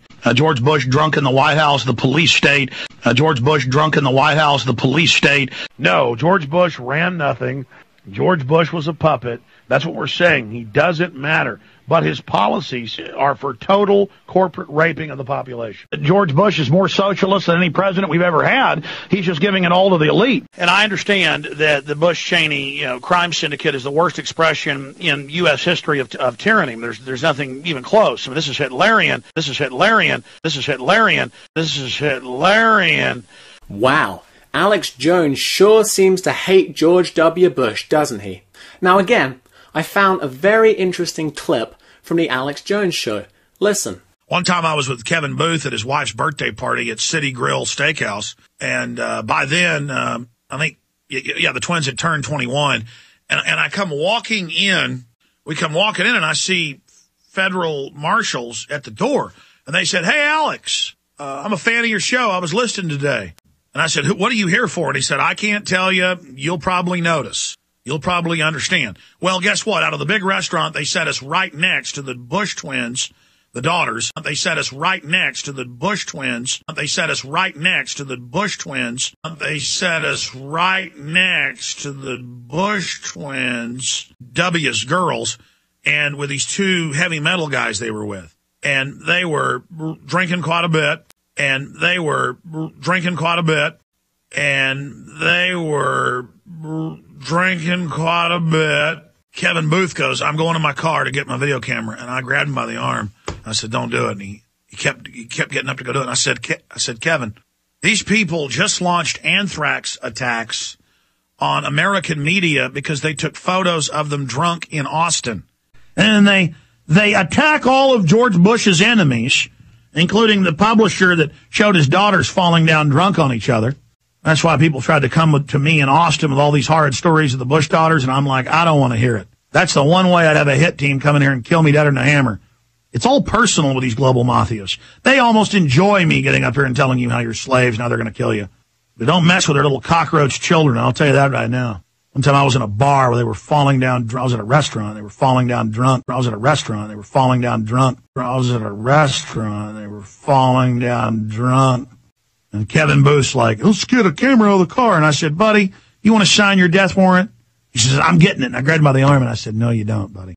And not because I'm scared of dying, but I'm going to die for something like exposing the New World Order. I'm not going to go up to the mobsters and punch them right in the nose. But don't mess with their little cockroach children, I'll tell you that right now. But don't mess with their little cockroach children, I'll tell you that right now. But don't mess with their little cockroach children, I'll tell you that right now." So, George W. Bush is Psycho Hitler, and Alex Jones is getting drunk with his 2 cockroach daughters. Isn't this fun? So that's 2 US presidents we can connect Alex Jones to. What about Jimmy Carter? How you doing, Mr. President? Care if I ask you a real quick question? A real quick question, if you don't mind? I was just wondering if you'd support the victims' family members that want a new investigation into 9/11, considering now we're... Another investigation? Yeah, into 9/11. Would you support it? Your books are down there. Sir? Yeah, I don't have anything to do with it, but I certainly would do. It'd be nice for... Thank you. Thank you, Mr. President. I need you to step. We know Jimmy Carter spoke out in favor of a new 9/11 investigation. Now, what does Alex Jones have to say about President Jimmy Carter? Let's listen. Then they brought in Jimmy Carter, who literally was very, very ignorant about foreign affairs and a lot of other issues, and I believe overall meant well.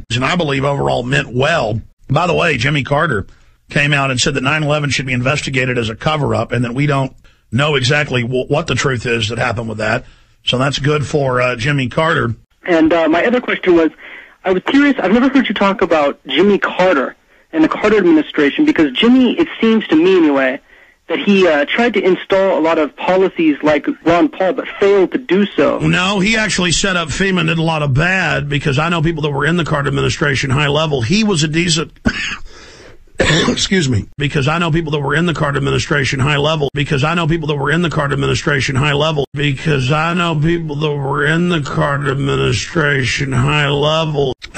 really bad allergies with this cedar pollen. Makes me cough a lot.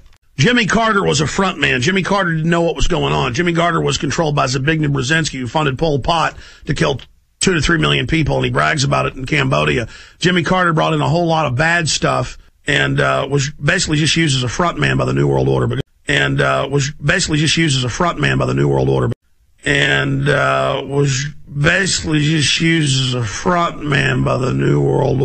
Because I know people that were in the Carter administration high level. So, Alex Jones knows people high level in the Carter administration. And Jimmy Carter has called for a new 9/11 investigation. Isn't this interesting? So that's President number 3 we can connect Alex Jones to. Now, what about Congressman Lloyd Doggett? This is Alex Jones confronting Lloyd Doggett.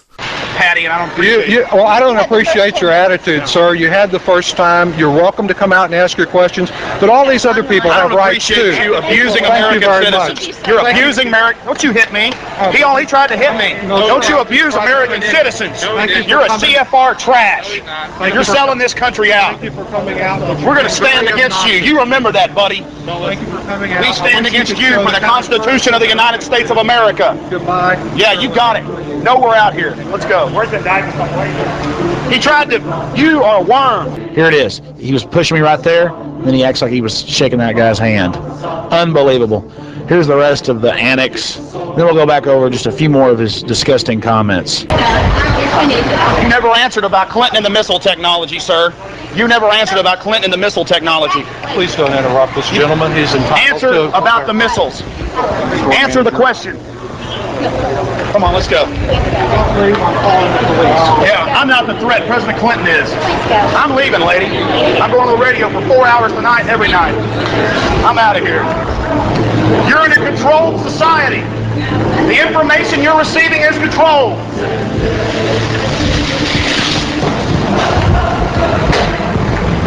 Conflagration's coming, smiley face slave. You're like the people that supported the Nazis, and you will pay. Let's go. Wow. Alex Jones sure seems to hate Lloyd Doggett, doesn't he? Once again, though, I found something quite interesting from the Alex Jones show. Lloyd Doggett meeting of Obamacare in South Austin Saturday. A huge crowd of Democrats booed him and completely shut him down. I went to school with his nephew. Doggett's a real piece of work. One time in high school, he even went over to Doggett's house because I was getting a ride home from school from his nephew, and he had to drop by there and bring something, and Doggett was walking around like a vampire in the front yard. Anyways, I'm so sick of him. One time in high school, he even went over to Doggett's house because I'm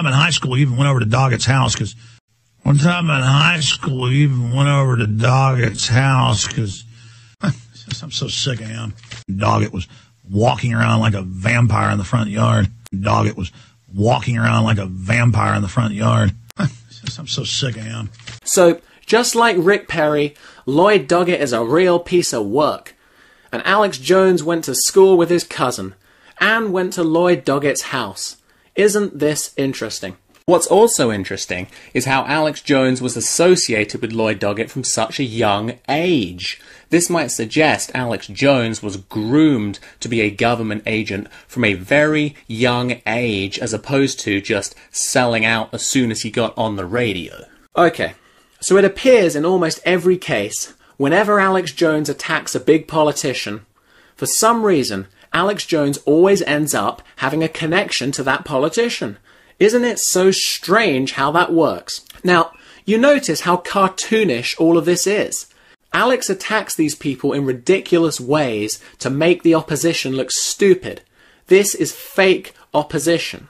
They're all working together. They're all working together. They're all working together. When they all work on the same team. They're all on the same team. Team Rape and Loot You. As we approach the end of this documentary, a serious point needs to be made. Alex Jones seems to genuinely admire the power elite, the ruling class, the billionaires.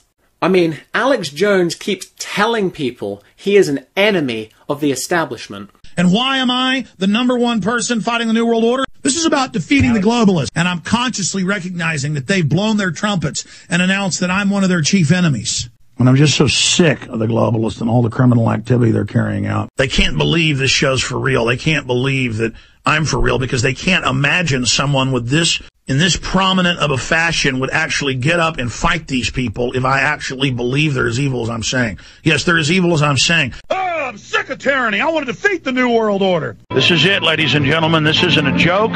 This isn't a game. This isn't a drill. This is toe-to-toe info war with the New World Order. I'm sorry, though. If it's part of the New World Order plan, I'm against it. If it's part of the New World Order plan, I'm against it. So, Alex Jones claims to be anti-establishment, but then Alex Jones points out the government wants to pose as anti-establishment.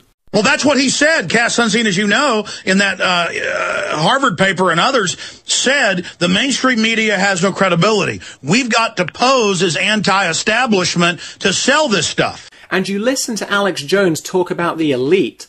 He seems to really admire them. He seems to really look up to them. These people are geniuses.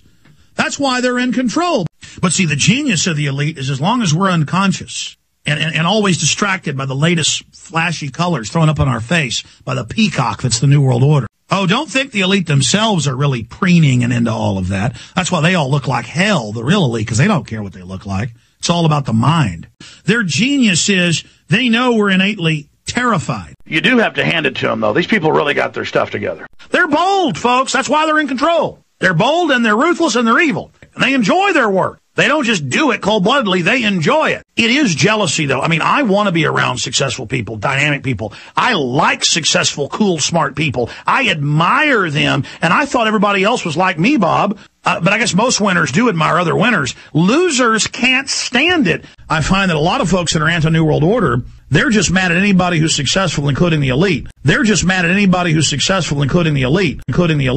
My God, these people are incredible. My God, these people are incredible. My God, these people are incredible. They're very bold. That's why they're in power. They take action, the people don't. They take action, the people don't. See, this is all going to be done through psychological warfare. These people are smart. It's why they're in control. These people are smart. It's why they're in control. These people are smart. It's why they're in control. You can attack the globalists, but one thing you got to give them is they are bold. They are cunning. They have amazing will. You got to give it to them. They are bold. They are cunning. They are ruthless. They are reckless. And the reason they're in power is because the people are so stupid. That's why they get away with murder, because they're dumb. They're in control because they're stupid. No, they're in control because they're smart and they're ruthless and people are gullible and are spectators and sit there and suck their thumbs all day. They're in power because they're ruthless. They're in power because they're ruthless, and we need to grow up and get serious. Why do you let them do all this to you? Why do you let them do all this to you? I mean, do you as the public like them laughing at you thinking you're stupid? Do you like being conned? Do you like being suckered along with all of this? We're like a broke back, toothless hooker with cigarette burns all over us with the pimp slapping us around, and that's all we know. Just stop being such schmucks, folks. We're known as the schmucks that'll take anything. I mean, you guys are complete and total Jim Jones, Kool-Aid drinking fool. You love to be suckered. And then I remember watching Real Class Reports and then watching Miss South Carolina, and I realized that Beavis and Butthead's report, which was meant to be an example of low-grade moron idiots, they were more eloquent and intelligent than the average person. And they know the average brainwashed person tuning in can't even understand what I'm saying. Of course it's all true. They see, that's why I was laughing earlier, was to show you how they're laughing at you.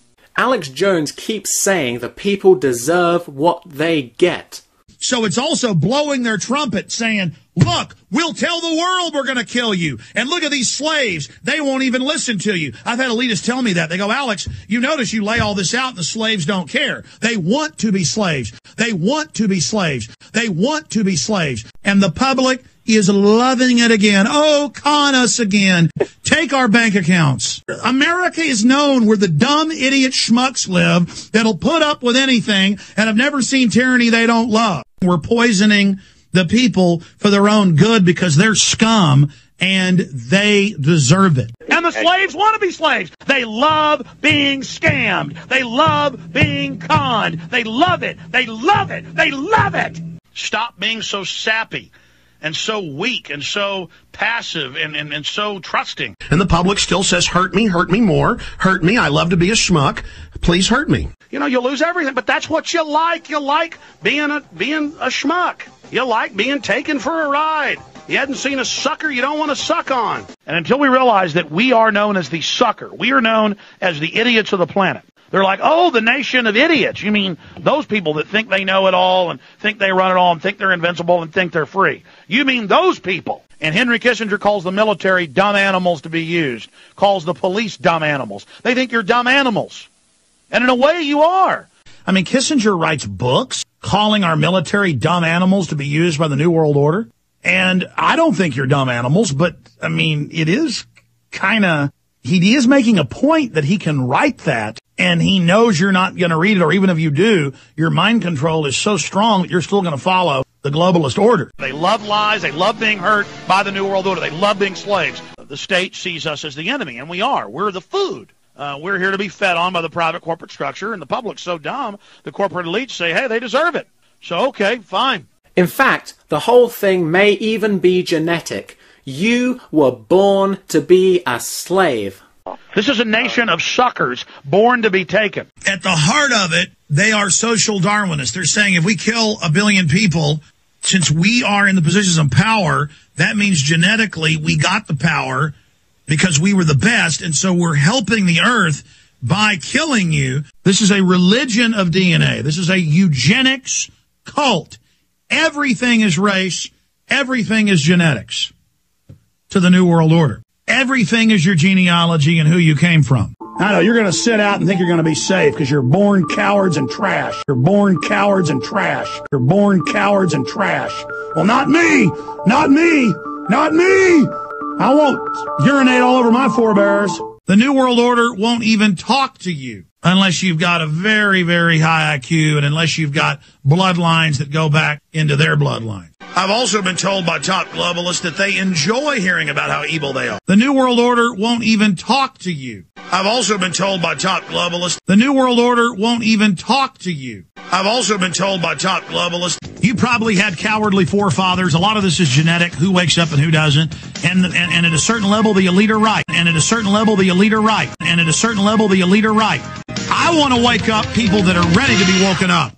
These schmucks are born to take it. Let's take everything. These schmucks are born to take it. Let's take everything. These schmucks are born to take it. Let's take everything. They were born to be scammed. They were born to be defrauded. They want it. So the elite are so smart and the public is so dumb, but Alex Jones would never join the elite, no. Oh, I'm so thankful that I was not taken by the New World Order. I'm so thankful that I woke up. Oh, I'm so thankful that I was not taken by the New World Order. I'm so thankful that I woke up. I've got a good enough brain, and I've studied history to see their entire program. And let me tell you, it's unbelievable. I mean, to be able to know what they know, but I'm a good guy instead of a bad guy. I mean, to be able to know what they know, but I'm a good guy instead of a bad guy. I could have easily been one of them because I know how they think. I could have easily been one of them. I could have easily been one of them. I've met with major CEOs, biggest Hollywood people there are, you know, just huge. And I always have done this, you know, as a quote journalist. They say this is off record. People know I don't ever break off the record meetings. And they go, Alex, you try to warn them. And look, some listen, most don't. They want to be slaves. They want to die. You know, join us. You're smart. You're good. You know, that's the sales pitch. Is that the slaves don't want to be free. But I've had them offer me millions of dollars and promise more if I'd sell out. But I've had them offer me millions of dollars and promise more if I'd sell out. Folks, either you get sucked into goodness or you get sucked into evil. You're going to serve one of them. I've had other people contact me and say, listen, the public scum, they're a bunch of trash, a bunch of backstabbing garbage. They will destroy you. You need to join us. You're one of us. They will destroy you. You need to join us. You're one of us. Oh, he's a big liar. He's a government agent lying to us. Regardless of who I am, if you haven't been noticed, I'm a good guy. Regardless of who I am, if you haven't been noticed, I'm a good guy. You see, the elite are only filling up a position. If they didn't do it, somebody else would. That's the excuse in the 1980s of shipping the crack cocaine in was, well, if we don't ship it in, somebody else will. Well, if we don't ship it in, somebody else will. Well, if we don't ship it in, somebody else will. Let's say they teach you the Machiavellian view, the end justifies the means. So the world's so evil, the world's so tough. Alex, you just can't handle the truth. We've got to bring the narcotics into the country because if we don't, some other nation will get control of that. People are always going to want drugs. What elite wouldn't do this? What elite wouldn't do this? What elite wouldn't do this? That's why they're on top. That's why they rule. Because they're the most evil. And they just snicker. Or they act sad and go, well, you just don't know the law of nature, do you? We're just doing something inevitable. If we didn't act like this, somebody else would. And it's so important to control the people in a hierarchy because it's about survival of the species. We could be extinct at any time. I've sat around many times at events and talked to high-level globalists who say, Jones, is this off the record? Yes, it's off the record. Yes, I hear you're a man of your word. Well, let me just tell you. Of course things are the way you say, but that's the way it is. The public are even more vicious than us, and we have to be corrupt just to keep them in check. Your so-called supporters would chew you into pieces in a matter of minutes, is basically the line. And to discover all of this and to find out that a lot of intelligentsia, a lot of money, a lot of smart people I talk to, go, Alex, we know, we're joining it. It's the only way to survive. And you listen to Alex Jones, he seems to blame the problems on local corruption. It's the wolves. It's the out-of-control society. They're the ones you need to watch out for, not the elite. And my dad told me that growing up. He said, you got to watch the little thugs. You got to watch the little local boss hogs. And that's true. They're the ones that are scared of you. See, because I can take on Hays County and probably get a lot of them in jail. So they're dangerous. I can take on Travis County and Austin. That's why in my own backyard, I don't mess with the locals too much. I still expose them and things, but I'm not out charging in to mess with the locals because they're the type that'll give you cement shoes. And Alex Jones says, I don't have anywhere to go if things fall apart. But the elite do. Alex Jones wouldn't want to join the elite, would he? He wouldn't want to be protected. All of the elites in the last 4 years, they've all left. Okay? They have left to the Cook Islands. They have left to the Bahamas. They have hired security details with automatic weapons guarding them. You understand? They're going to sit offshore while they fully implode us. Do you understand? Well, I'm not a billionaire. I'm not a millionaire. I don't have anywhere to go. This is all I've got in this country. And then we listen to Jones. He keeps talking about all these globalists he talks to. I was talking to one of the wealthiest women in America, found out that, she owned a defense contractor company and all this other stuff. And she knew because she's up there at the higher echelons and also lives in New York at the time and understood how real this was. I had David Rothschild, heir to the entire Rothschild fortune, the son of Lord Rothschild, taking over all his companies on 3 years ago. And he said, Alex, there is no plan for a global carbon tax. I'm told from high-level sources that actually a lot of globalists listen to this show because they enjoy it. They like it there's somebody out there telling them what's being done to you. So we called Barnett. I called him during a break, and I said, why don't you come on? He said, I'm not going to grace and give validity to anything you say. I'm not coming on your show. And I said, your New World Order will be defeated. We're going to stop world government. And he's just like, keep on praying. Keep on hoping, and cackled like a witch. And I said, I commit before God we're going to defeat you. And he just went, yeah, and hung the phone up. I mean, you get on the phones with these guys and say, we're going to defeat global government. We're going to defend the republic. And they're just, keep on dreaming. Isn't it just funny? Alex Jones keeps bumping into all these globalists. The point is that you do run in these circles, and every time I am around someone of your caliber, it is the same thing. Whether it's at a cocktail party or at the State House or anywhere, it's the same story. They come over and they say, Alex, There are too many people, whether you like it or not. They're a bunch of lazy slobs. There's a disdain for the public. And by the way, I know quite a few billionaires. And by the way, I know quite a few billionaires. And by the way, I know quite a few billionaires. Because I know a lot of big money. And I know people that know a lot of big money. I mean, billionaires. So I said, why are you coming on here? Well, I mean, you know who I am. You know I'm against you. He said, well, we just want to try to convince you that we're just normal people and that our plan for globalization is what's needed. And we're interested in understanding you, Mr. Jones. We've already had number 3 in the Blair government, Michael Meacher. I flew to London to interview him 3 years ago. It's in Terror Storm. Say it's an inside job. Number 3 in the Blair government, Michael Meacher. Say it's an inside job. And the globalists are protecting Alex Jones. I don't have any delusions of grandeur. I know they could smash me flatter than a pancake, do a bloody mess. I'll tell you about the Delta Force, the federal government's hit squads who murder whoever they want, whenever they want. Let me explain. They don't need to go out and hire hit teams. They have hit teams in every city, okay? Government gives the order, you die. They'll kill anybody they want, whenever they want. And this country still has a lot of freedom. It still has a lot of good people in government. There's a reason I'm still on the air. There's a reason I haven't been killed. There's a reason. God's protecting me, but also there are a lot of good people in the system, and they're finally waking up like the population. They're just like everybody else. It still has a lot of good people in government. They're just like everybody else. It still has a lot of good people in government. They're just like everybody else. We have a lot of friends in government and in companies and corporations, the military, the police. They know this is true more than anybody else. We have a lot of friends in government. We have a lot of friends in government. Now, listen, we got people everywhere. In government everywhere, and the military, the police, and our numbers are growing. Our people are growing exponentially. They're everywhere. And the globalists trust Alex Jones. Alex Jones has gained their trust. They can share secrets with Alex Jones. They're so cozy together. The only reason I'm still alive is because I don't go out a lot and do a lot, and because I'm a somewhat moral person. According to New World Order standards, extremely moral, monk-like, in that I am dedicated. I am clean. Because the establishment taps my phones, and they've assessed me, and they've got my psychological profile, and they know I'm a good person. And I'm for real.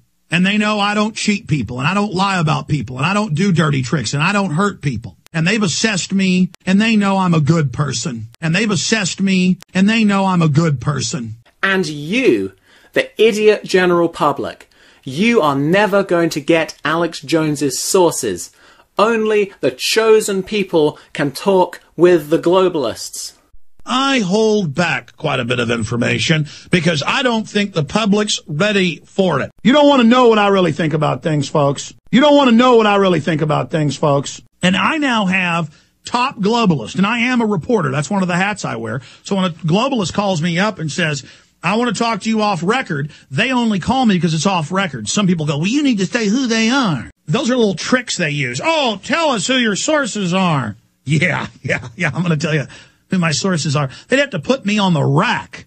They'd have to torture me to find out who my sources are. I'll never give up my sources because I'm an honorable person, A, and B, I would lose my sources. But now I've got high-level globalists calling me up. I can't believe Thursday a high-level globalist wants to come here and meet with me. It's not just confidence. It's the confidence of knowing you're right, knowing you're on the right side of history. I've got high-level globalists calling me up, knowing you're on the right side of history. I'll never give up my sources, and they know I'm a good person. You don't want to know what I really think about things, folks. I've got high-level globalists calling me up, knowing you're on the right side of history. I'll never give up my sources, and they know I'm a good person. You don't want to know what I really think about things, folks. But it's not because Alex Jones is an arrogant snob. It's because he's doing his duty as a leader for the species.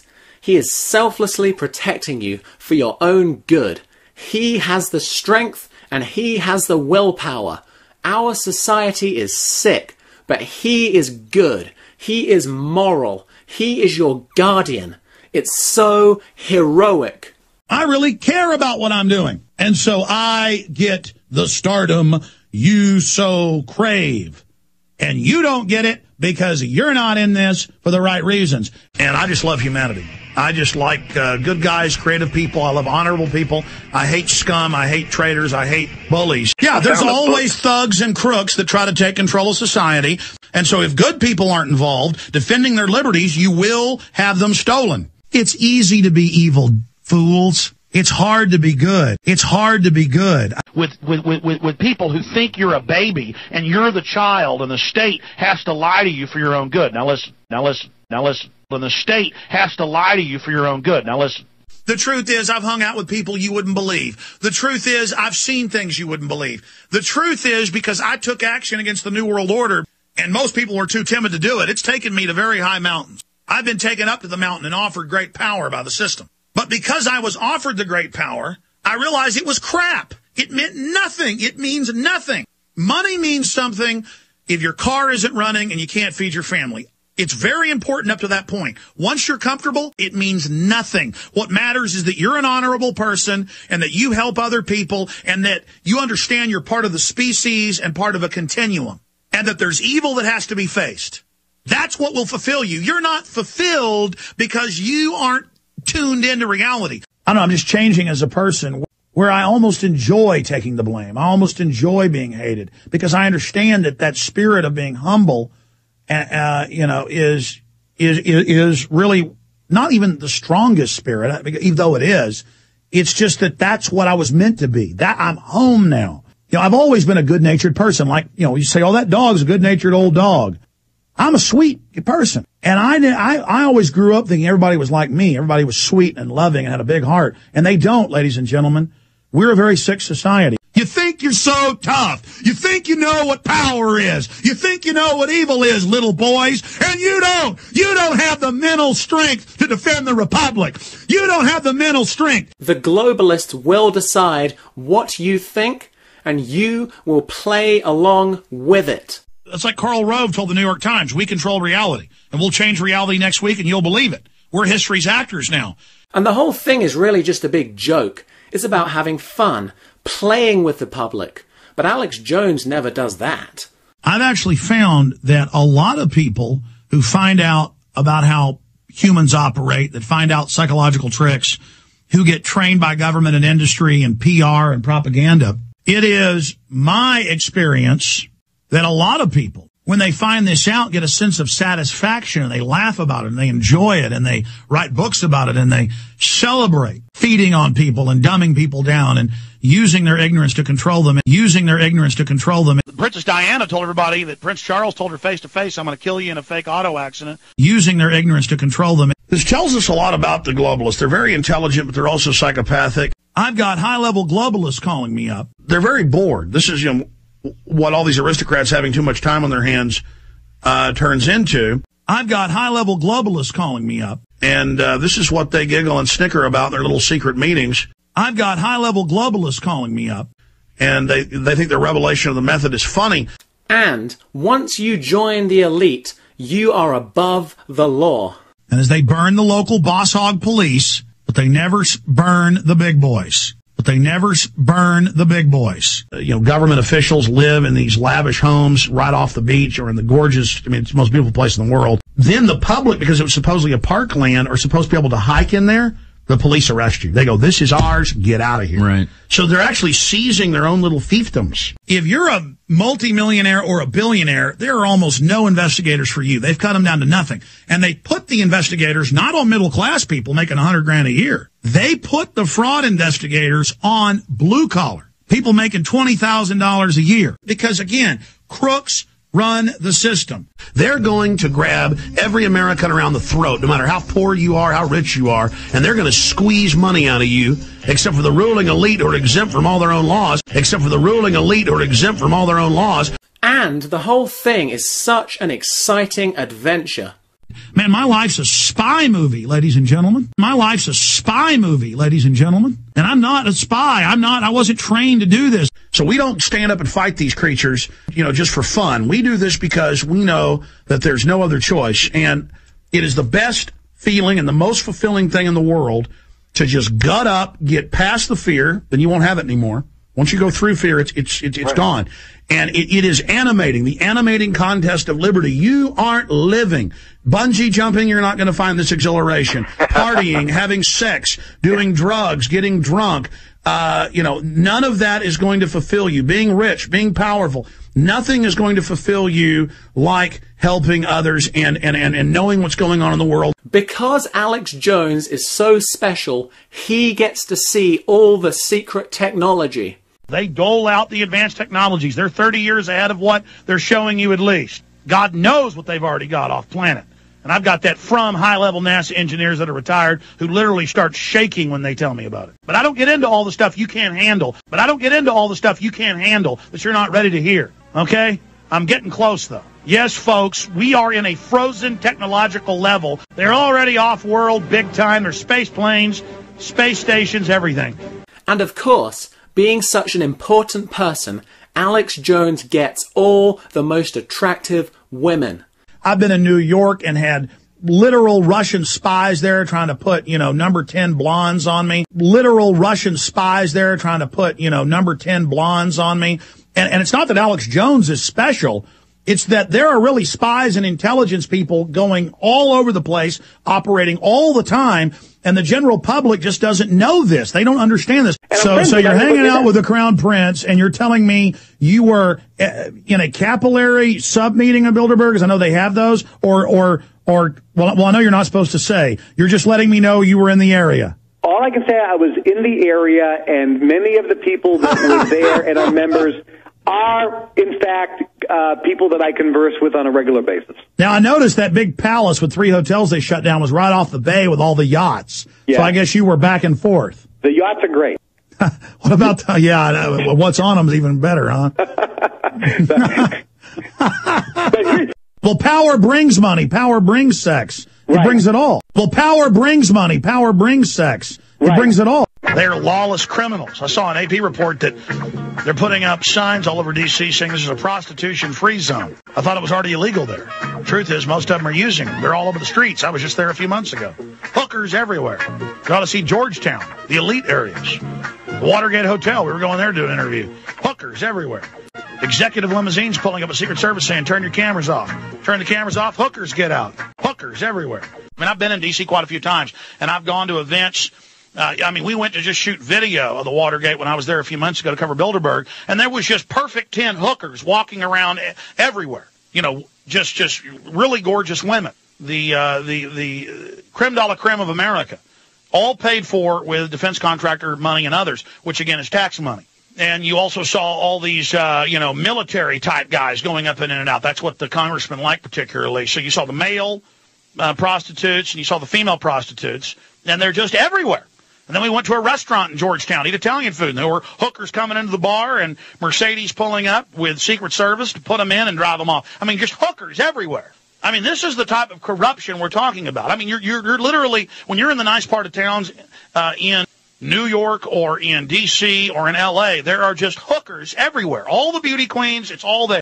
The most beautiful ones aren't even in porn, folks. They are just $2,000, $3,000 an hour hookers. Now, I'm getting off into this instead of covering the fact that we have these same bankers totally imploding the economy right now. The point is, Washington is so corrupt that these guys don't trust you until you have gone to these meetings and wallowed in the sex, the drugs, the gambling. I've got high-level globalists calling me up. In the sex, the drugs, the gambling. I've got high-level globalists calling me up. That's another way they pay these congressmen off. They show up at these hotel rooms and private retreats and resorts in and around D.C. and Chantilly and areas of Maryland and D.C. itself. And they go, oh, Congressman, here's $25,000 in chips. I've got high-level globalists calling me up. And these guys will go every night and get totally drunk with the lobbyist with free chips. I've got high-level globalists calling me up. And then they like to go right upstairs. They purchase the hookers with the chips. Now, ladies and gentlemen, that's how this is done. Like, we even got some video of the hookers last time we were in D.C. We got some shots of them getting in and out of the cars from the back. This kind of stuff gets you killed, but it's just unbelievable. Can you imagine how that corrupts these cops? Free, money, whores, everything. Because the low-level people are getting hundreds of thousands of dollars a year and all the free hookers they can imagine and free jet trips everywhere. Being clean, not that I'm perfect, You know, I drink and smoke, and I try to quit all the time, but I mean, I'm weak. But the point is that I got all these women, literally, folks, and most of them are probably government, just throwing themselves at me. And I know that, number one, I wouldn't get my work done. Number two, most importantly, I'm married and love my children and my family. But number 3 or 4, morals have been developed and designed because it's what makes you straight and strong and focused. But the general public is all animalistic down. I mean, I'm more into the stars and space and the mysteries of the universe and working with and helping others. I get a bigger thrill out of that. And so you can't buy me off. You can't buy me off with sex, money, power. You can't threaten me to back off, because who I am and being good and being a good sentient creature is more important to me than all the treasure in the world, which is all a bunch of crap. I got all these women, literally, folks, and most of them are probably government, just throwing themselves at me. I mean, listening to Alex Jones, I get the impression he is really trying to sell you on joining the elite.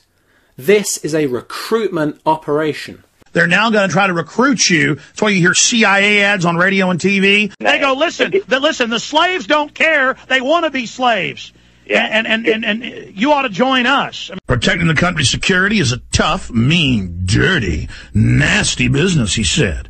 You got to work on the dark side. Remember that quote from Cheney? You got to work on the dark side sometimes. These are evil people. It takes one to know one, doesn't it? It takes one to know one, doesn't it? It takes one to know one, doesn't it? We need people to be bold. Fortune favors the bold. You can attack the globalists, but one thing you got to give them is they are bold. We need people to be bold. You see how this is being set up? Are you smart enough to get this, new listeners? I think you are. I've tried to recruit other people. I've tried to find other hosts I could promote. They usually turn into egomaniacs and have mental problems. They can't handle the power. And so I can't do it all is my problem. Same thing here. Oh, no, the federal government is you. It listens to you. You need to work through it. That's why Rothkopf, the head of the Kissinger Group, came on this show trying to sell me on world government.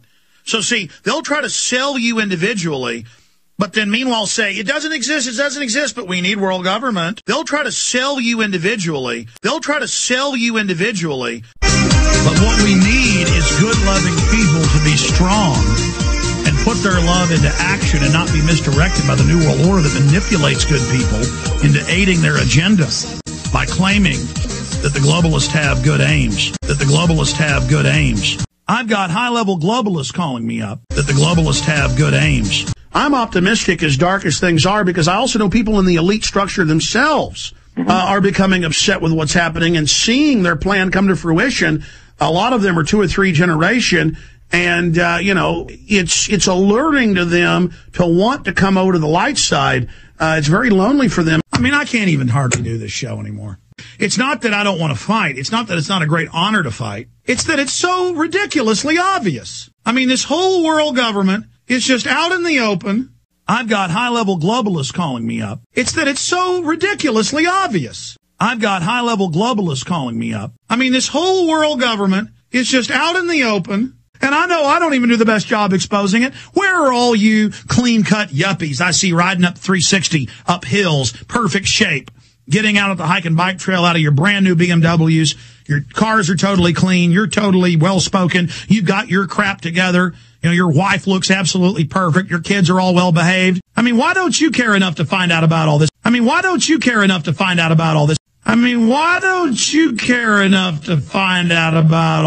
It's just too many people are sitting by and counting on those of us in the front lines to keep carrying this on. They don't realize we need them to join us in the front lines. I've got high-level globalists calling me up. We need them to join us in the front lines, not behind us, but right beside us. Well, it actually is the coolest thing you can be. You know, I mean, that's what all Hollywood, the government heads are into. What do the elite think of you and I? I mean, I know I've talked to some of them and they've laughed and said, look, the public scum, they want to be destroyed. Let them, join us. Ha ha ha. Join us. Ha ha ha. Join us. Ha ha ha. I mean, that's kind of the attitude. They don't have to play by rules. And they know that most intelligent people who can figure this out decide to go join the system because they get scared. And they say, well, I can't beat them. I'll join them. I'll just go serve the system. And that's what the elite say. They say, oh, you understand it, so you're one of us. Don't, those idiot scum down there, they won't want your help anyways. And in many respects, that's true. Most intelligent people who can figure this out decide to go join the system. I can't beat them, I'll join them, I'll just go serve the system. They say, oh, you understand it, so you're one of us. And in many respects, that's true. And in many respects, that's true. And in many respects, that's true. And let me tell you, it is not pretty. And it takes a strong heart and mind to be able to focus on it. Because when you stare into the enemy operation, you see the design of not just their control grid, but of the entity, of the intelligence, of the group collective of sociopaths and psychopaths and hyper-competitive control freaks that run this system. And when you look into their system, you notice they're looking right back at you. And they're saying, why don't you join us? They say, why don't you join us? And they say, because you are flawed and emotional and sentimental, and you have a persecution complex. And you think dying for these people is going to help you. The only way you carry your genetics forward is to join with us. You must join with us or you will be destroyed. Ladies and gentlemen, in conclusion, listening to Alex Jones, you almost get the impression he's trying to recruit people into the elite. He talks about all his sources, how the elite trusts him, how he's a man of honor. Listen to how Alex glamorizes his life. He gets smoking hot women jumping on him. He gets money. He gets fame. He gets respect. He knows the smartest people, and he's doing it all to protect the species, to have honor. He recognizes his God-given role to be a leader and to get all the power and status that comes with it. If I were to make a bet, I would say Alex Jones has 3 agendas. The first is to micromanage the libertarian movement and to make sure they get behind fake conservatives. The second agenda is to make sure they don't carry out violence. The third agenda is to find people who can understand how this all works and recruit them into the establishment. Ladies and gentlemen, thank you for watching this documentary. I hope you found it informative. Bye-bye.